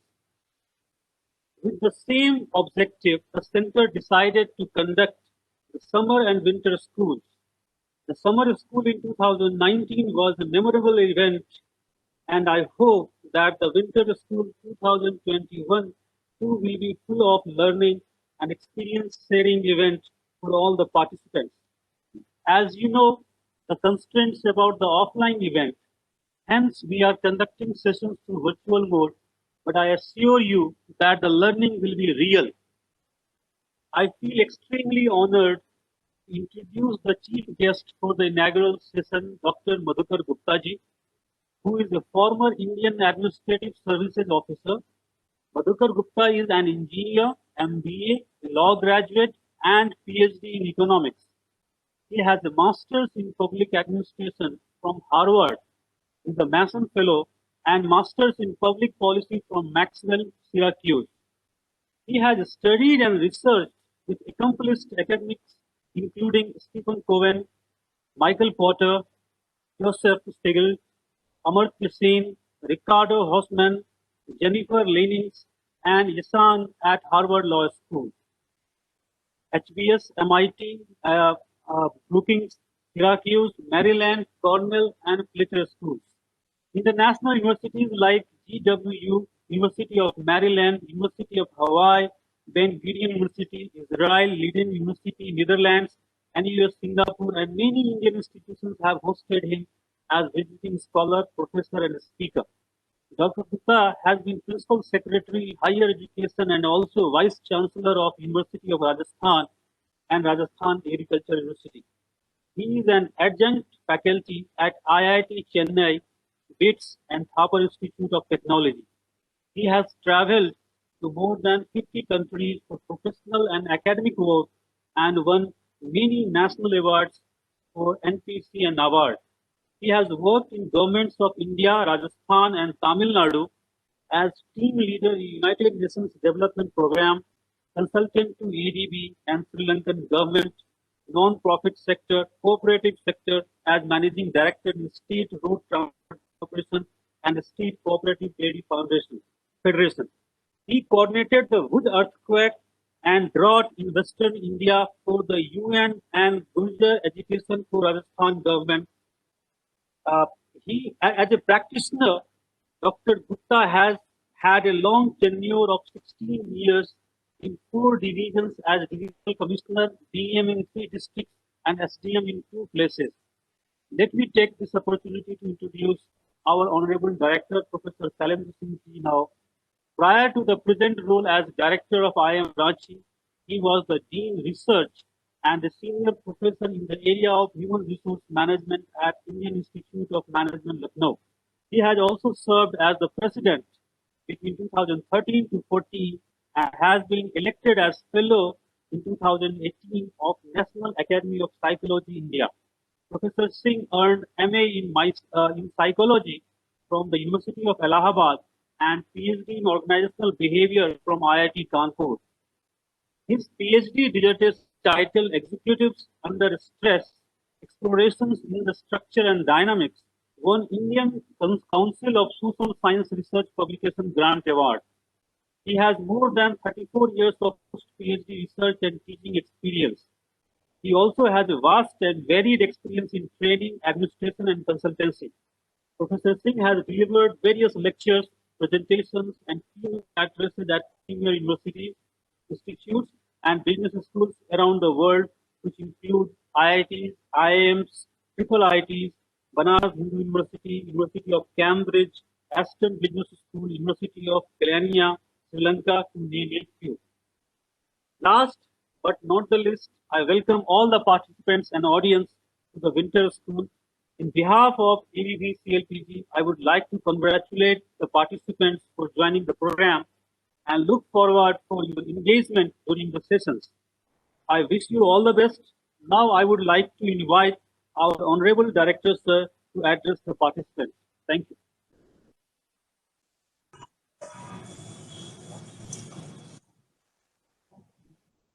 Dear Dr. Madukar Gupta, my friend has been very active in helping industry and government. Nitin Madan Kulkarni Saab, Secretary, Principal Secretary, Health, Jharkhand Government, my faculty colleagues, and dear participants. It is really heartening to have you in the winter school of Atal Bihari Vajpayee Center for Leadership, Policy and Governance. You may be knowing as the Jharkhand state in its political structure has been carved out during year 2000 during the prime ministership of late Sri Atal Bihari Vajpayee ji. We at the institute thought it appropriate tribute that we should open a policy research center at the institute in the name of the true statesman, Sri Atal Bihari Vajpayee. It's a 2-year-old institution, but it has started working in the area of leadership, policy and governance, and has undertaken several research studies and as Aditya ji has already told that very successful with summer school in 2019 and then this winter school, and we have been organizing webinars, seminars on various topics concerning government and public at large. I welcome one and all who are associated with this program and wish and hope that the 5 days that are ahead will be eventful, interacting and refreshing in terms of knowledge, in terms of your curiosity, and will go a long way in imparting certain kind of knowledge as well as clarifying issues in the area of leadership, policy and governance. I will say wish you all the best for the program and welcome Madukar ji and looking forward to hear him in this program. So Aditya ji, wish you all the best to take it forward and start the program right away. Dr. Aditya Mishra, thank you.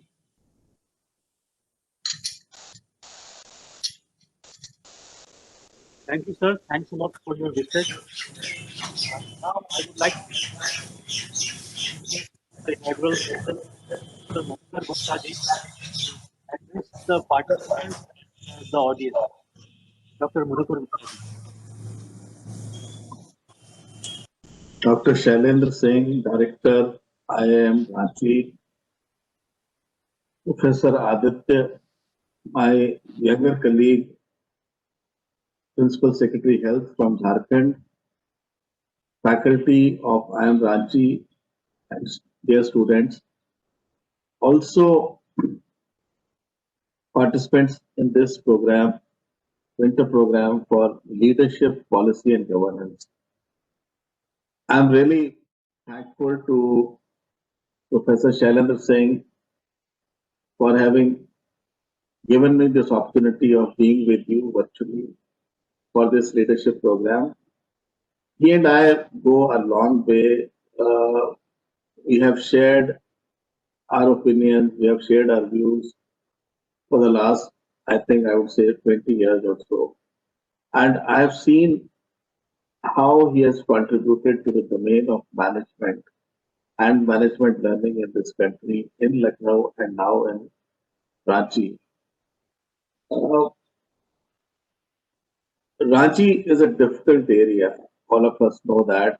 And in my previous assignment with the Government of India, in the Ministry of Heavy Industries and Department of Public Enterprises, I was interacting with nearly 350 public sector undertakings owned by the government of India, which also included a few undertakings in and around Ranchi, like Nikon, Heavy Engineering Corporation, Coal India, and others. And I have visited Ranchi any number of times during my tenure with the government of India.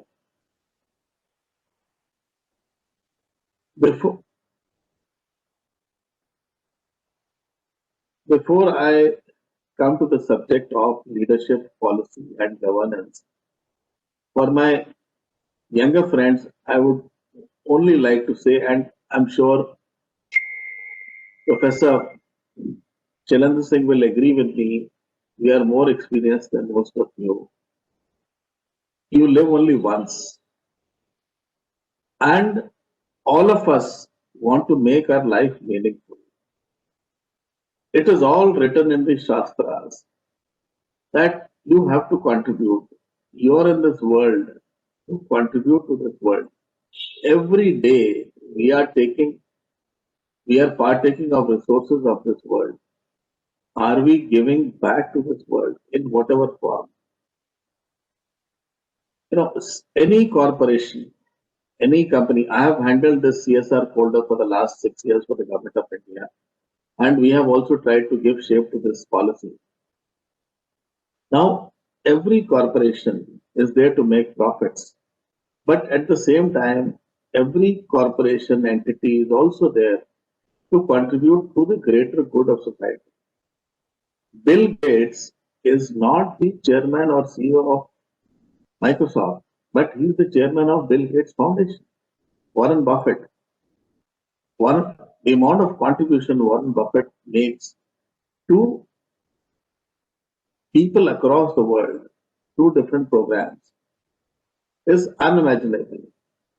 At the end of the day, we are here to earn profits for corporations, public, private, but we also, final destination is to contribute to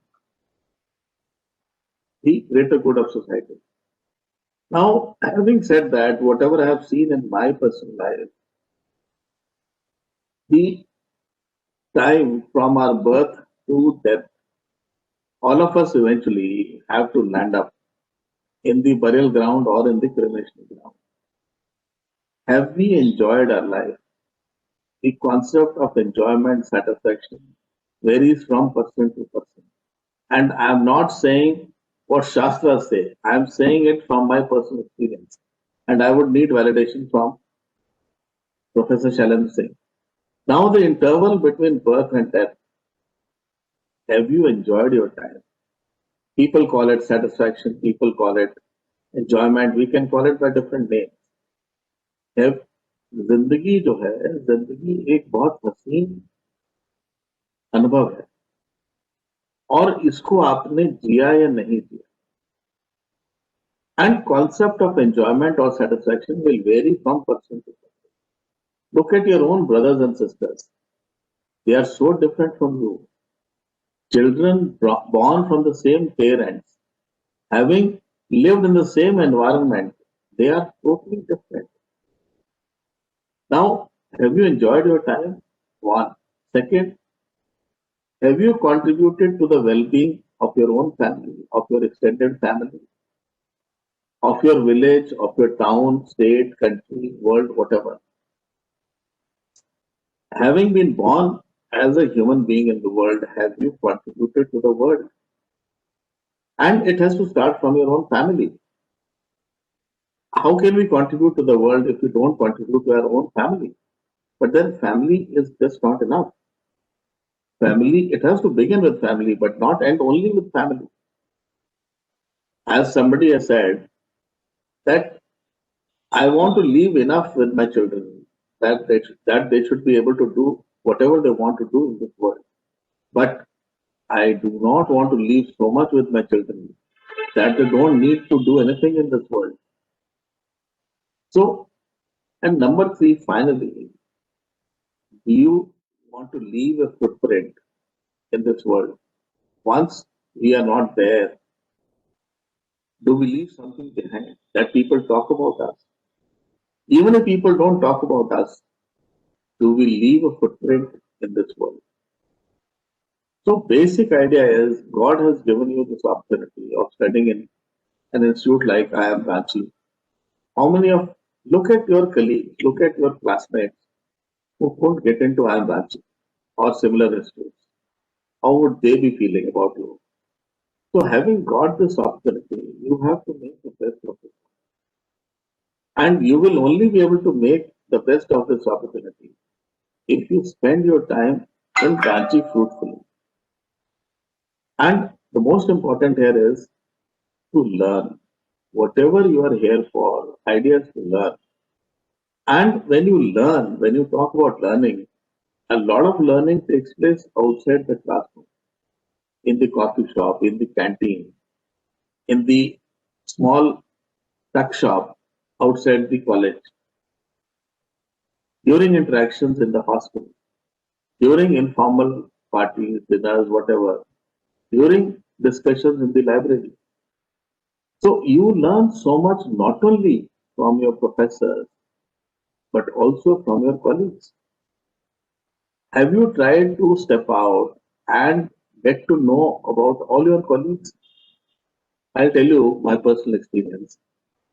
When I was at Harvard, there was this lady, and she used to ask some of those very, I won't say stupid, very inane questions. And I would wonder how Harvard can let in people, admit people like her who practically don't know much. So, and in Harvard, what they do is just to ensure that we talk to each other, the students talk to each other, they would change your seats in every class. So you don't know who is sitting with you in the next class. The idea is to encourage you to talk to each other. Let's say we had 200 students in the MPA, Masters of Public Administration class. So they would give a prize to the person who could connect the name with the face of 200 students within 15 days. So this lady, her name was Patricia, she was sitting next to me in my class. And I thought to myself, I said, let me get to know this lady. She was much older to me, about 25 years older to me. She was like 65. And there, the age profile of students range from, let's say, 20 to, it could even be 80, go up to 80, even beyond 80. So there is no, and they are gender neutral, age neutral, caste, creed, whatever. So I said, Pat, what do you do? And when she told me what she did, I felt so stunned. She said, I have been living with the remotest Eskimo community in Alaska. I am their nurse, I am their teacher, I am their driver. I bring their produce to the town. I take whatever they need from the town to the community. So I have spent 25 years in that community. And I don't own a house. I have hardly any bank balance. But I cannot live without the community, neither can they live without me. And the moment she told me her story, I felt possibly she had achieved much more in life than I had achieved. So the message which I want to give you is there is so much to be done. And most important for you is, as my professor used to say, listen to your inner voices. When Dr. Aditya was introducing me, sometimes people used to ask me that there are so many degrees on my card, visiting card. What does it mean? And I would say it means confusion. I didn't know what I had to do in my life. I didn't have clarity. There was a very interesting course called Know Thyself. We try to know about the outer world. Do we know about ourselves? Do we reflect? Do we sit down quietly in a corner, in a good environment, and think about ourselves? Varisha has said in Punjabi, which means translated into Hindi, that sometimes you go to the temple, sometimes you go to the mosque, and you try to understand the world, but you have never tried to understand yourself. तू चढ़दा है मंदरा मसीह कदे अपने आप ਨੂੰ ਤਾਂ ਪੜਿਆ ਹੀ ਨਹੀਂ. You have never tried to understand yourself. What do I want? Do we listen to our inner voices? Whatever we do, there is some voice which whispers in our ears. Possibly that is the voice of our conscience. What does it tell us? Do we listen to that voice? Are we like a herd of sheep? If you are at IIM Ranchi, would you continue in the direction in which your professors or faculty push you? IIM Ahmedabad, when it was set up, was basically set up for social entrepreneurship. It was not initially set up for businesses. Nothing wrong with being with a business. But then what do I want to do? Two things which we were told by faculty. I had the opportunity of sitting at the feet of intellectual giants. Clay Christensen. Have you heard of Clay Christensen, who died last year? He was the marketing guru across the world. And in his first class, he said, don't expect me to be a nice guy. If you expect me to be a nice guy, don't attend my class. I will be the meanest person in the whole business field. But I can assure you, you will learn. I'll make you really fight for every mark. I'll give you assignments. You'll have to work hard. But then my agreement is you will know what marketing is all about. So, two things in life, just reflect on it. I just wanted to, since Dr. Shailendra Singh has given me this opportunity, I couldn't stop myself from sharing my personal experiences with you before I come to this effect.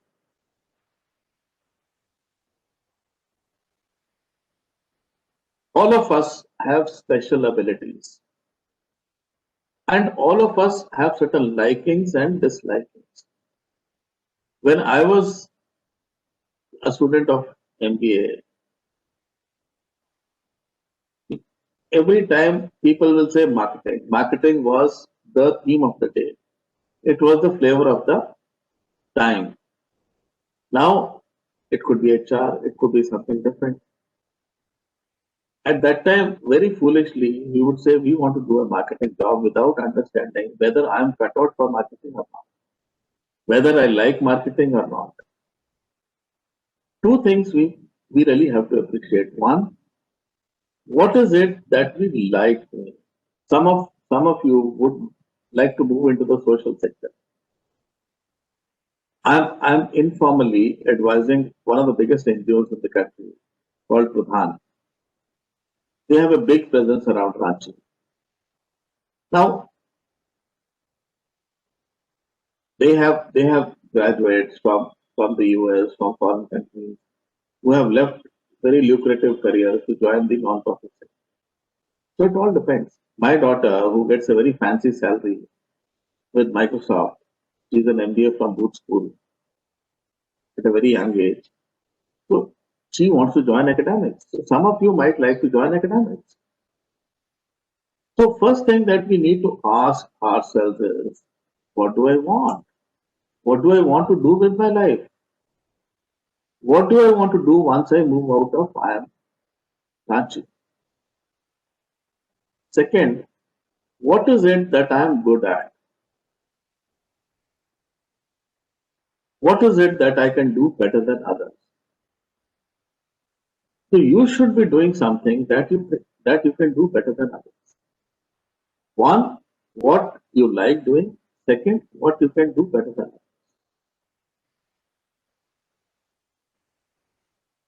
Having reflected on these thoughts, I just wanted to talk about your present winter program, which is on leadership leadership, policy, and governance. It's a 5-day program, I'm told. Why should we have these programs? You know, when I saw the Sloan School for the first time, I said, that's it. Only one building is the Sloan School of Management at MIT. We have so many fancy buildings in India. But an institute is all about teaching and learning. It's all about brilliant minds. It's all about hardworking people. It's all about sharing of knowledge and creation of new knowledge, if we can. Are we the quest to learn and the never-ending quest to create new knowledge? These kind of events are extremely critical in creating, not only sharing existing knowledge, but also creating new knowledge. If we don't allow our students to disagree with us, faculty, management, whatever, how can we create new knowledge? It's only through discussion. Nalanda was located in Bihar. Now, have you heard about the debates which used to take place in Nalanda? The debates which used to take place in Greece during the times of Plato or Socrates. Till such time you don't have debate, vaad vivad nahi ho. How will you create new knowledge?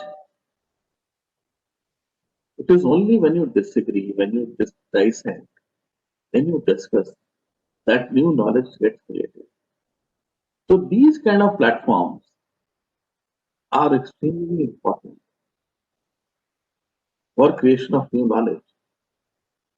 Before World War II, management was not a separate discipline in academics.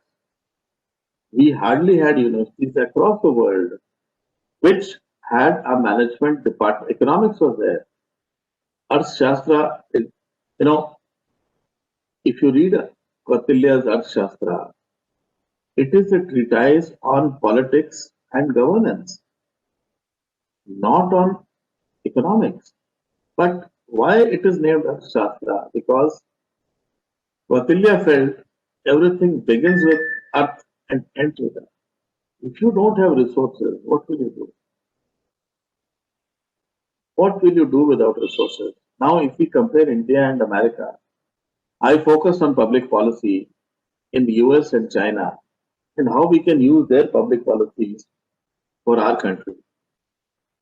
Now, US is 4 times in size of India, and it is 1/4 in terms of population compared to India. So, even if we assume natural resources are the same within India and within the US, the ratio is 1:60. How can we, assuming we are at the same level of technology, we are at the same level in terms of exploitation of resources, can we compete with the US? The ratio per person is 1:16. How do we compete with them? So, something which works in the US may not work in India.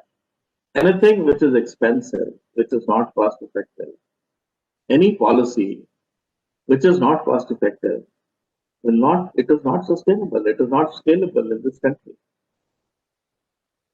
So, situations are different. So, we have to look at our country differently. That's what, when I was working with the UN, that's what I used to feel all the time, that it's not one size fits all.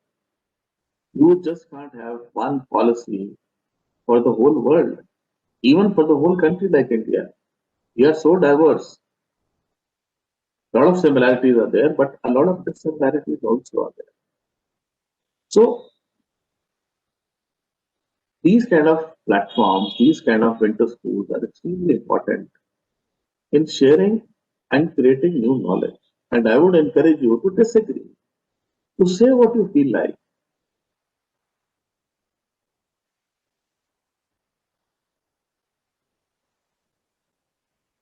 leadership, policy, and governance. I have had the opportunity of meeting the former Prime Minister of India, Shri Atalji, a few times. And I would really encourage you to read about him, to read about his views. First time I heard him was in '86 as a young officer under training in the parliament. It is not for nothing that this center has been named after Shri Atalji, who was not only a political giant, he was also a great orator. And in addition to being a great orator, he was an intellectual giant and a great poet. And somebody who understood secularism and this country so intimately. So, your Center for Leadership has been rightly named after Shri Atalji. Kindly read what he said, what he says about secularism, what he says about this country. How, when he was leader of the opposition, the then Prime Minister of this country, Srimati Indira Gandhi, invited him rather than sending somebody from her own party, Congress party. He chose him to speak in the United Nations. And diplomats and politicians of Pakistan were surprised that the leader of the opposition is here to defend his country. That is India. When I joined the civil service, I had an opportunity of working in Tamil Nadu, South India for 5 years. And my collector asked me, he said, "You are an engineer, you are an MBA." I appeared for the civil service while I was finishing my MBA. And he said, "What do you know about this country? What do you know which others don't know?" I said, "If you want an honest answer, I know nothing. I have to learn from scratch. How our society functions, how this country functions. Engineering and MBA has given me some tools. That's it. Nothing beyond that." We also need to realize that we need to learn and need to learn all the time. I also learn every day. I'm writing a book on my unusual, extraordinary encounters with people and places where I learned many lessons which I never knew earlier. I've written one of the articles which I've written is on lessons which I learned outside Harvard Business School. As I said earlier, there's a lot which you will learn outside your classroom at IIM Ranchi. So,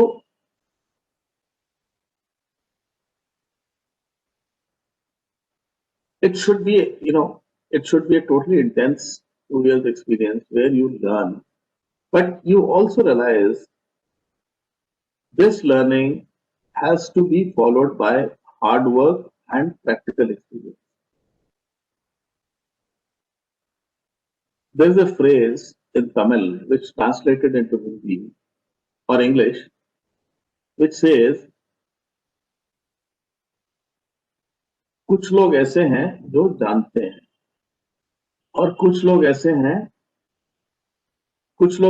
जो जानते हैं कि नहीं जानते.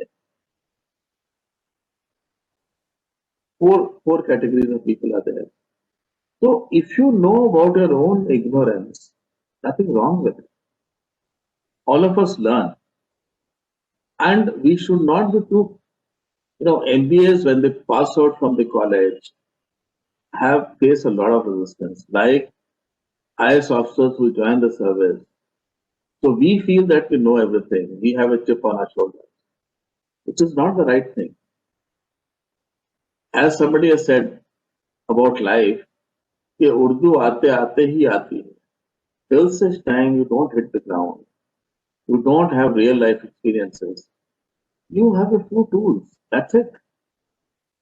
And You need to sit down with people whatever you join, wherever you work, or wherever you have your training.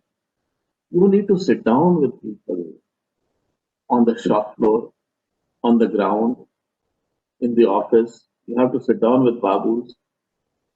That's where you have to start your learning once you move out of the management faculty. Life itself is a big laboratory. Life will teach you what, or as they say, real world will teach you what you haven't learned here in Ranchi at your management faculty. But then you have to do your best through events like this leadership program that you maximize, as they say in the US. Something very interesting which I wanted to share with you. As a student, I also was interested in sports, but I could never run 100 meters in less than 13 seconds. So I was not selected for the house team, and my coach said, "You focus on something different." When I was the first batch of ICSE, and when I was going to play a basketball match against Doon School Dehradun, my principal called me and he said, "There are only 4 months to go for the ICSE examination. You are not expected to go. You focus on your studies."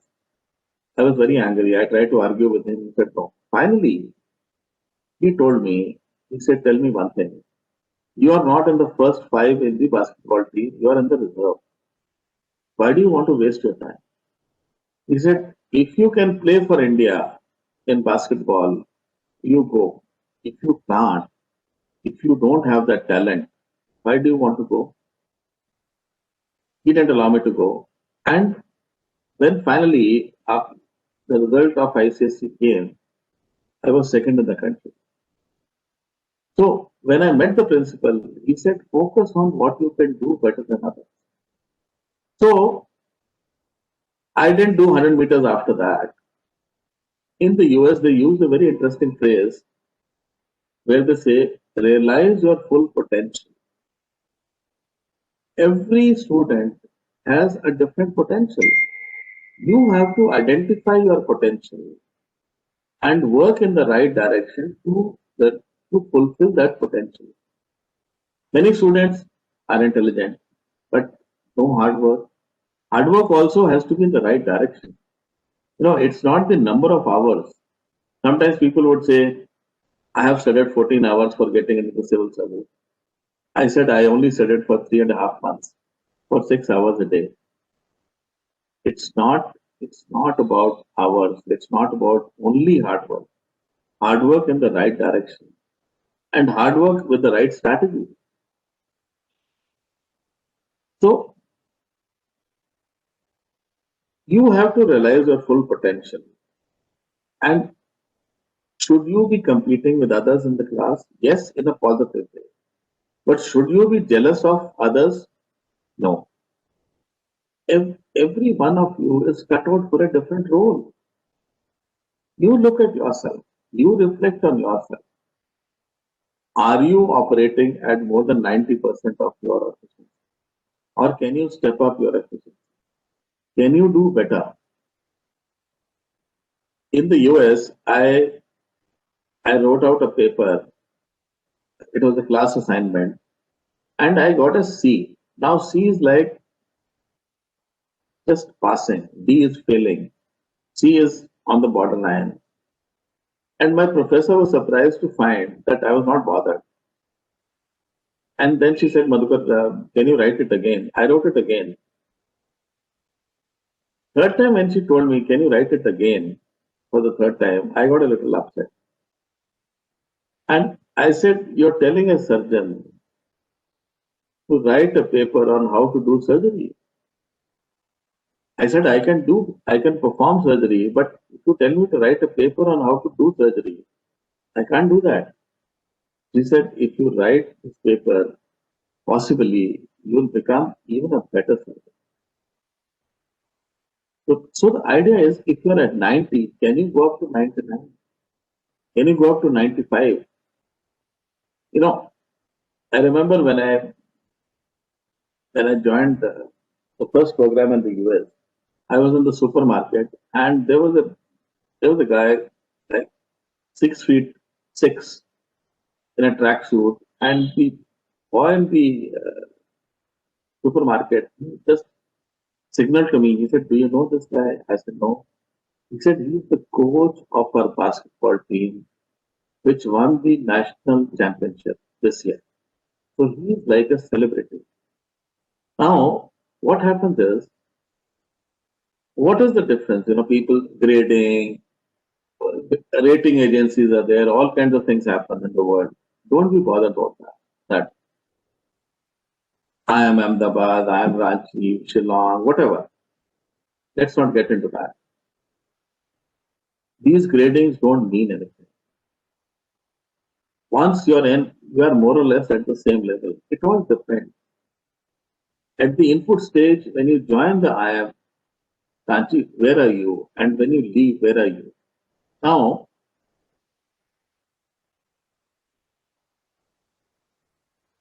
how is it that you can maximize your potential through programs like these programs? Having said all this, let me come to these 3 points, 3 issues of leadership, policy, and governance. When I was working with the UN and the World Bank were putting a lot of money into Africa, into South America. And they realized that they were not getting enough traction, they were not getting enough results.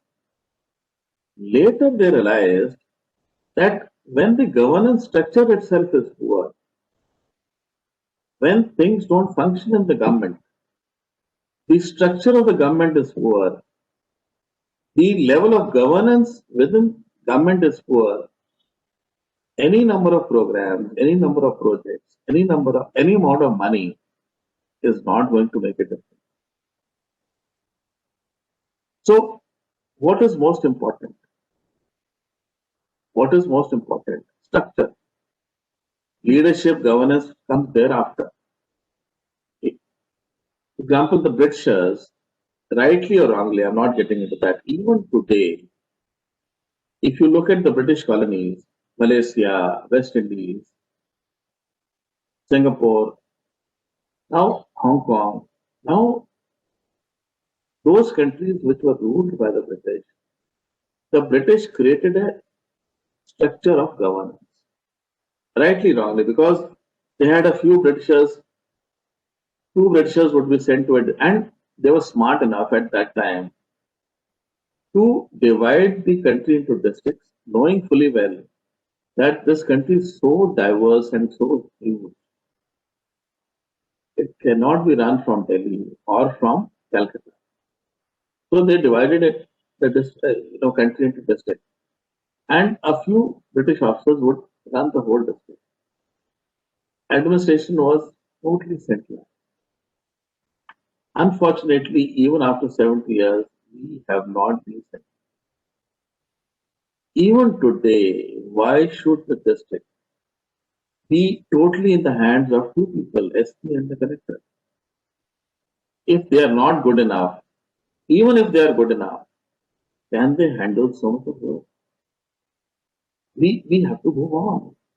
The governance structure, the structure of government has to change. So it has to change. So we have, likewise, when we say corporate governance also includes government. Even in corporations, what is the structure? Is the control and command structure clear?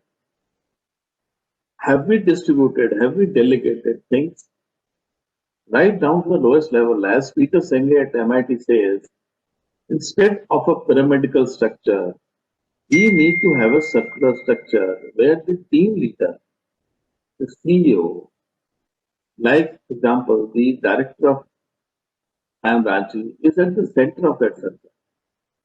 And all others are within that circle. Today, the CEO of one of the biggest corporations in the world, आवाज नहीं करती, has to engage even with the lift man, with the doorman, even with his driver.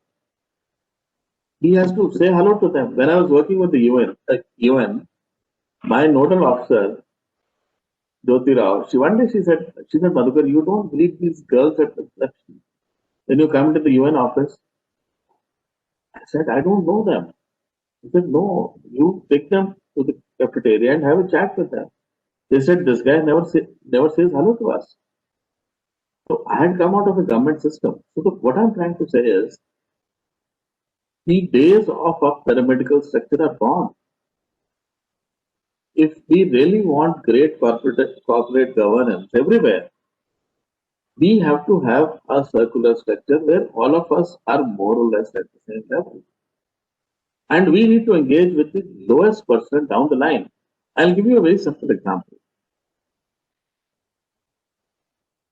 India fought 3 wars with Pakistan, and Pakistan in all the 3 wars had better weapons. In 65, they had patent tanks. In 71, they had saber jets. We were nowhere compared to the kind of weapon system which Pakistan had acquired at that time from the US.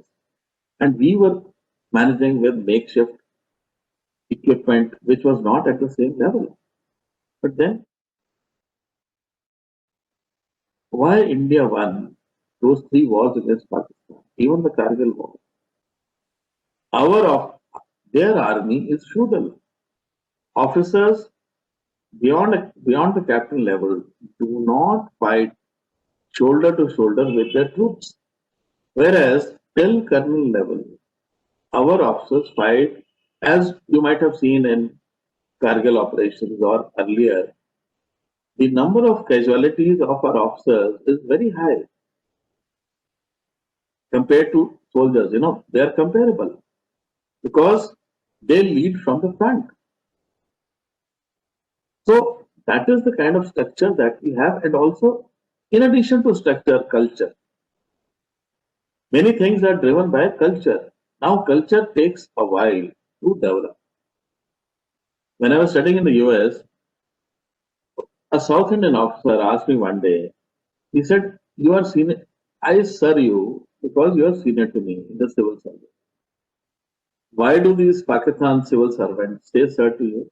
They are Pakistanis. They don't need to say sir to you. And you know what I said? I said, you are South Indian. What is common between you and me? Except our nationality. Your language is different, your food is different, dress is different, customs are different, but same nationality. I said, except for nationality, everything is common with these Pakistani colleagues. I share the same food, same dress, same language. I said, the vision of a country into 2 countries cannot change the culture. Now, I'll give you a simple example. Railways. Most of you would have traveled by railways. See the culture in the railways. In spite of problems, today when you're traveling on a train, the guard will wave the flag even in extreme winters or in hot summers. That is the kind of devotion to duty. The same culture never came in Air India. To begin with, Air India was started in 1931. Singapore Airlines, which is supposed to be one of the best airlines in the world, Cathay Pacific, based out of Hong Kong, Thai Airways, they came to look at the culture in Air India. But now see the culture in Air India, which has deteriorated, and see where Singapore has been. So, talking about Singapore, it got liberated in 61. We got liberated in 47. A great leader like Lee Kuan Yew. Lee Kuan Yew's children don't figure in the scheme of things in Singapore. Mahathir in Malaysia. Look at your mother or father in your own family. They are also like leaders in the family. aren't they? They are also leaders. How does a father lead the family? Leadership is not about only being in the front. Leadership is also about sacrifice. My father would provide he would ensure that he provides me everything before he provides himself something. It is also about sacrifice. It's also about giving. Especially in a country like India, sacrifice, त्याग इस देश ने ज्ञानियों से ज्यादा त्यागियों को पूछा। बिना ज्ञान के त्याग हो सकता है क्या? सीता जी के त्याग को देखिए, उर्मिला के त्याग को देखिए, मीरा के त्याग को देखिए। बिना ज्ञान के त्याग हो सकता है क्या? A lot is taught to you in management institutions, whereas a lot is not taught. You will have to search for that learning outside. When I was studying in the US, I had already 18 years of experience, and I asked a very senior professor at the business school, I said, what do I learn? He said, जो उस्ताद हैं उनकी चिलम है. Spend as much time as you can with people who are masters of their subjects. A lot of knowledge in management is experiential, is shared by word of mouth, not only through books. Books also teach you a lot, but then it's like driving. Can you learn to drive a car just by reading? A girl who sleeps throughout the night, she doesn't get up at all in the night. Have you seen her once she becomes a mother? The child will wake her up throughout the night, and the same girl will wake up in the night because she is a different entity. She has become a mother. A lot of us talk about falling in love. We see hero and heroines falling in love with each other in films. But it is all experiential. Till such time, poetry में कहते हैं ना कि चोट खाया हुआ शायर है. Till such time you don't experience things yourself. My son, he used to play for his school. He won one match, two matches, third match, fourth match he lost. And when I met him in the evening, he said, "मेरे से बात मत करो. I don't want to talk to anybody." It's only when you lose, you realize how painful loss is. Don't be afraid to lose. You will start winning when you are not afraid to lose.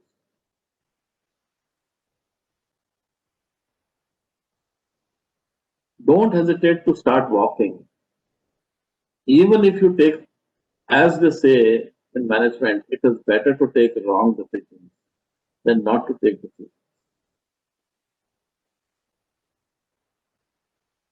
So, governance, as I said earlier, leadership, Likwani. We can. How many management books talk about sacrifice? They don't talk about sacrifice. They only talk about self. But the best leaders are the ones everywhere, even in the corporate sector. Somebody like Ratan Tata, he's so simple. People in management will tell you, tie lagao, ye karo, suit. That's all fine. As a district magistrate, I never used to wear sunglasses. I never used to wear expensive clothes. I used to be very simply dressed. What does it mean? I wanted to give a statement to people that I am like you. Sita हरण के बाद राम महाराज का विलाप जब अयोध्या के लोगों ने सुना, तो लोगों ने कहा कि राम महाराज विलाप कर रहे हैं, ये तो महाराज हैं, फिर भगवान है साक्षात. तो अयोध्या के लोगों ने कहा कि नहीं, ये इंसानी भेष में ही है. महाराज हैं, भगवान है, पर इंसान है, इस रूप में इंसान है. So people appreciated it. So no harm. Leadership styles will vary, but that's what you need to learn. That leadership style has to suit your personality. You can't become something different. So I won't. There's a lot to be said, And what I tried to say today, I was thinking, I spoke to my daughter who's in the US. I said, what do I say today? She said, Dad, just speak from your heart and tell them something which they don't find in books. So I thought in this keynote address, inaugural address, I should be sharing my life experiences, and telling you something which I've learned through my own mistakes, through experimentation in my own life, so that possibly I can share with you what mistakes I have committed, what I have learned in my own life through my professional and academic experiences. Once again, I would really like to thank Dr. Salim and IIM Ranchi for having me on this program and for giving me this opportunity of sharing all these thoughts with you. Thank you so much. I would like to thank Dr. Aditya also, who's the coordinator for this program. Thank you so much, and all the best to you for this program. As they say, work hard, but also have fun. Thank you.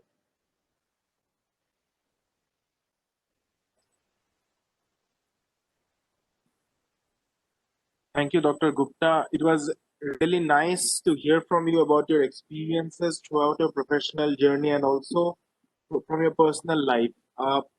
Before we move ahead, we would like to first inform all the participants about the rules for the upcoming question answer session. These rules will also be applicable for the other sessions in the future to aid in conducting the session smoothly and to prevent any echoes which might disturb the sound recording or create problems in communication. So the first rule is that if you want to ask a question, you have to send a chat with a yes or a question with to everyone. So if you click on the chat option, you will get an option who do you want to send the chat message to, and it should be to everyone. And you can type in yes or question, and then we will point out our name, and you could then ask the question. In the future sessions, this will be done directly by the speaker, who will just speak out the name of the participant who will be asking the question, so that there is no echo and multiple microphones do not open simultaneously. The second rule is linked to the first rule here. Do not turn on your microphone unless you have been asked to. This will help prevent any echoes or background noises from creeping into the entire recording and the session. The third rule is that we will have the question answer sessions after the presentation by the speaker is completed or the speech is completed, so that we can have it smoothly after it is over and we have ample time for that.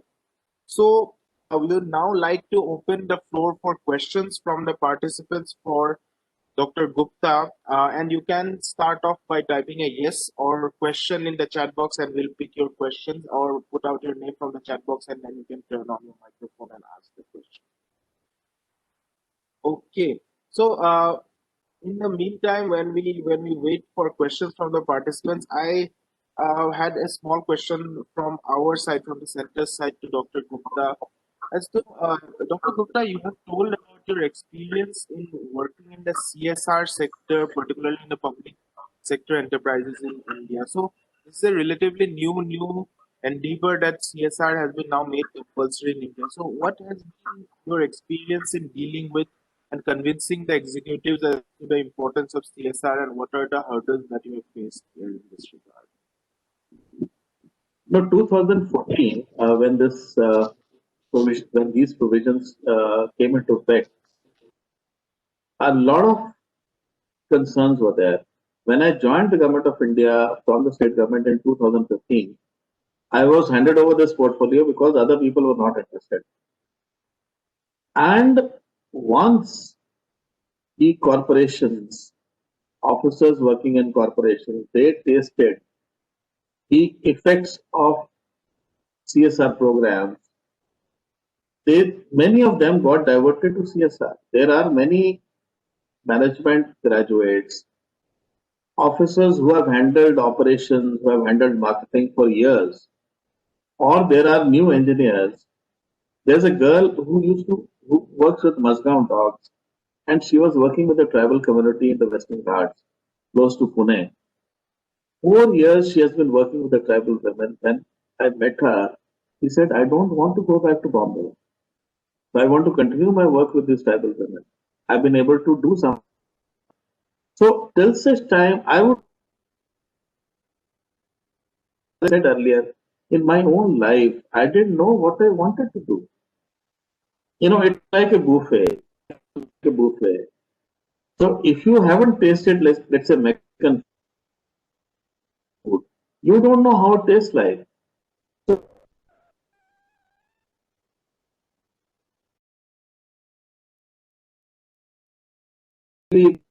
request the same. I'm prepared to help out to create more opportunities of smaller internships for you, CSR, with private and public corporations. I'll try to help out because you should get a flavor. And once the CEOs, we designed the template for CSR, National CSR Awards, which are given out by the President of IIM of India. The top CEOs, ONGC, Infosys, the CEOs came down to receive those awards. Once you taste, as I said earlier, it is not in taking, you feel the happiest. I have seen two things. You feel the happiest after a day's hard work, or when you give something to somebody, you feel happy. So once you taste giving, you start enjoying CSR. So I've seen a big change in the last 5 years. And there are corporations which have increased their CSR funding up to 15% from 2%. Mrs. Amanita Mani is the chairman of our foundation, not just for nothing. So there are corporations which spend more than 500 crores in India, both public and private sector. Well, it's a huge country, but then having tasted CSR and how you impact people's lives.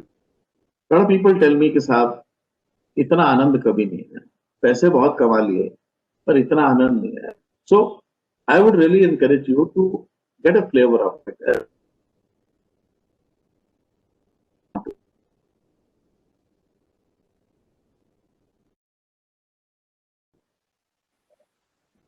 Thank you, Dr. Gupta. Just to take it forward from here, I think we also would like to have a question from the audience here, and we just repeat it for you, although it's up on the chat box already. It says, as an IIS or UN diplomat, you would have faced many crisis situations. Could you share one and also mention? There's a question on the chat box. Should I answer that? Yes, sir. Yes, sir. You should can answer that better. There's a question from Ritik Singh. Yes.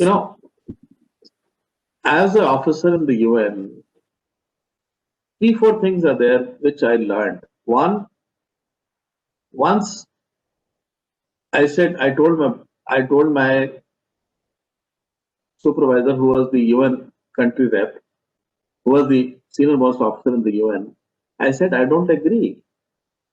She said, listen, till such time we sign your paycheck, you have to talk our language. UN, World Bank, international organizations have a bureaucracy. They function differently. As I would like to share with the students, till such time you don't start organization, you do not know what is that do not want to continue working with the UN. They used to talk about, I'm not running down the UN. It all depends.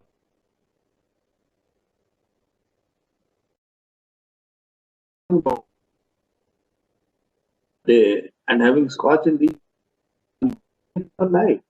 I told him, I said, I want to get back to government. He said, why?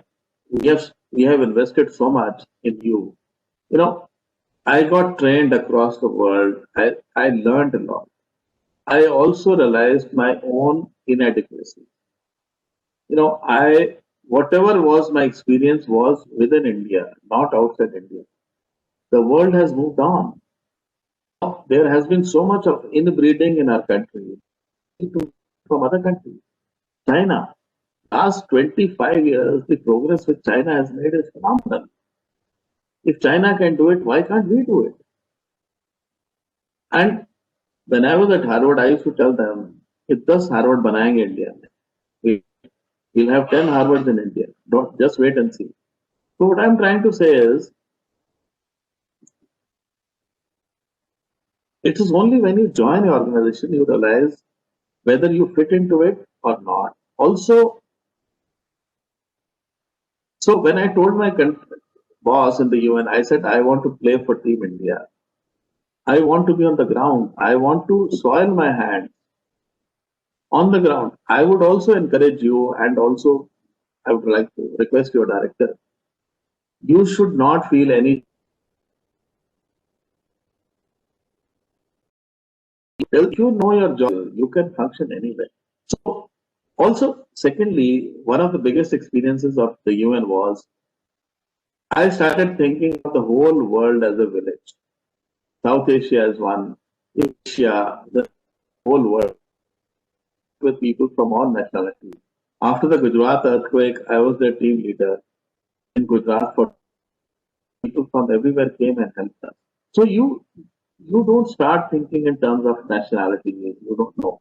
So that goes away. Also, UN uses the latest tools. They use the latest methods. I learned a lot in one year. And when I stepped to government, I realized that I needed to learn more. And that is why I applied to 4 universities in the US, including Harvard, and I got scholarships to study at two of them in policy and governance for 2 years, doing 2 masters in 2 years. So, and so much of learning, just cutting it. Otherwise, we are in a cocoon, we are in a bubble where we feel that whatever we are doing is ultimate. This is not true. So, UN is a great place to learn. So, but it all depends whether you fit into the organization or you don't. So, I would feel I could do much more while working with the government than elsewhere.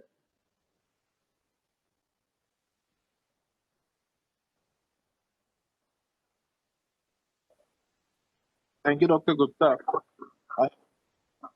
Talking about your experiences as a student abroad and also as a diplomat abroad, what strikes you most about the difference your education in India and about education abroad? What is the prime difference that you feel is present there in terms of education and research in India as well as in the US? Now, I'll give you a very simple example. I was talking about that coach in the US. In high school, there used to be students who could do 100 meters in 11 seconds in India. And in the US also, there would be students who would do 100 meters in 11 seconds. After that, in the universities, they would chisel those students.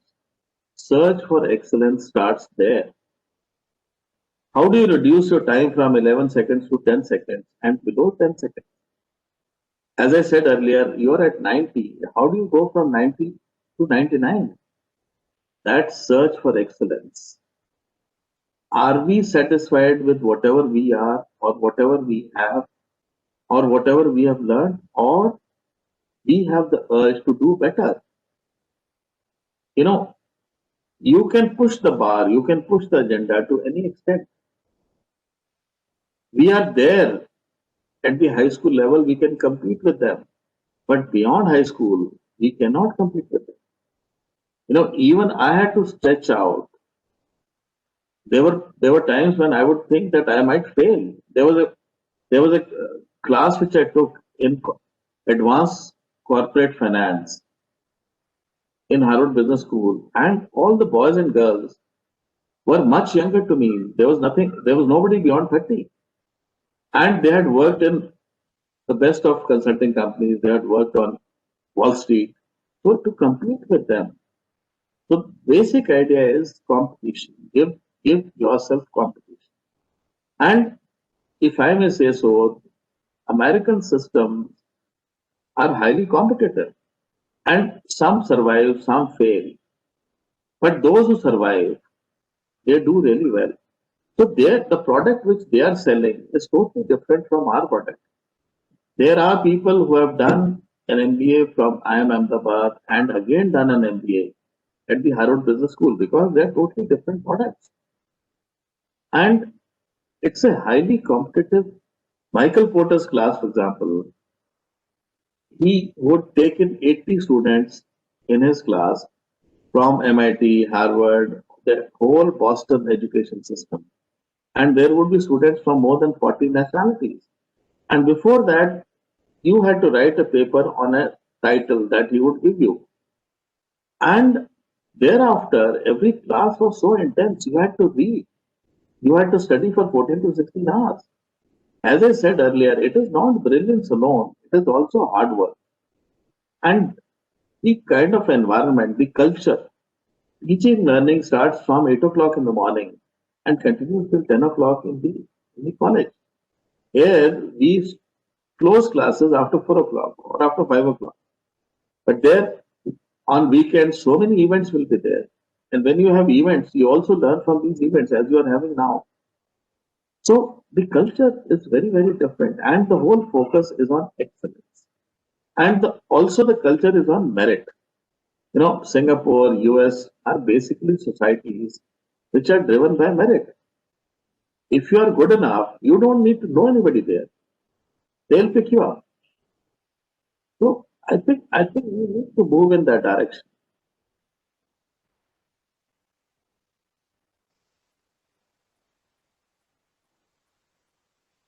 Thank you, Dr. Gupta. For our participants, we are running short of time and we'll have to move to the next section of the inaugural session today.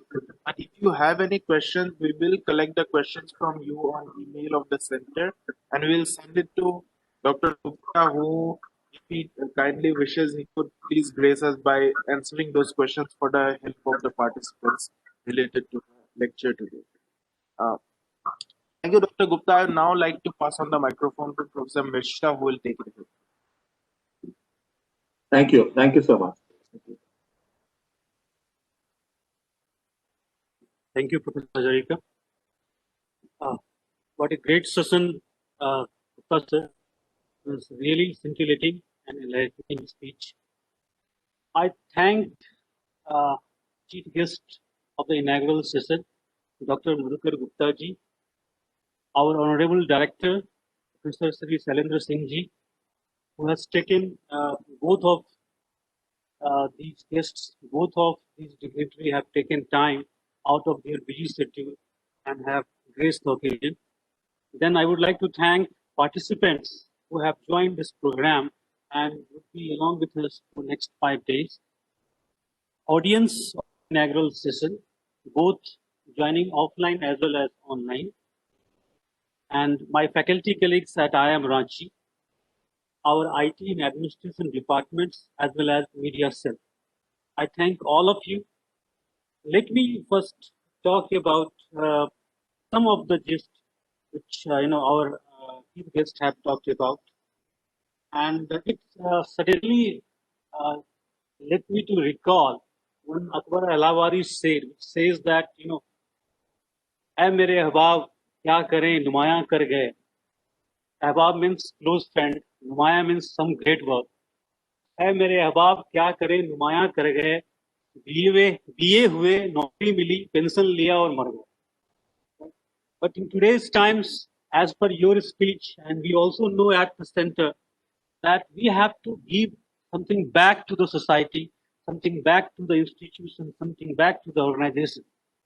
And we are on that path. We are also quite impressed with some of your quotes.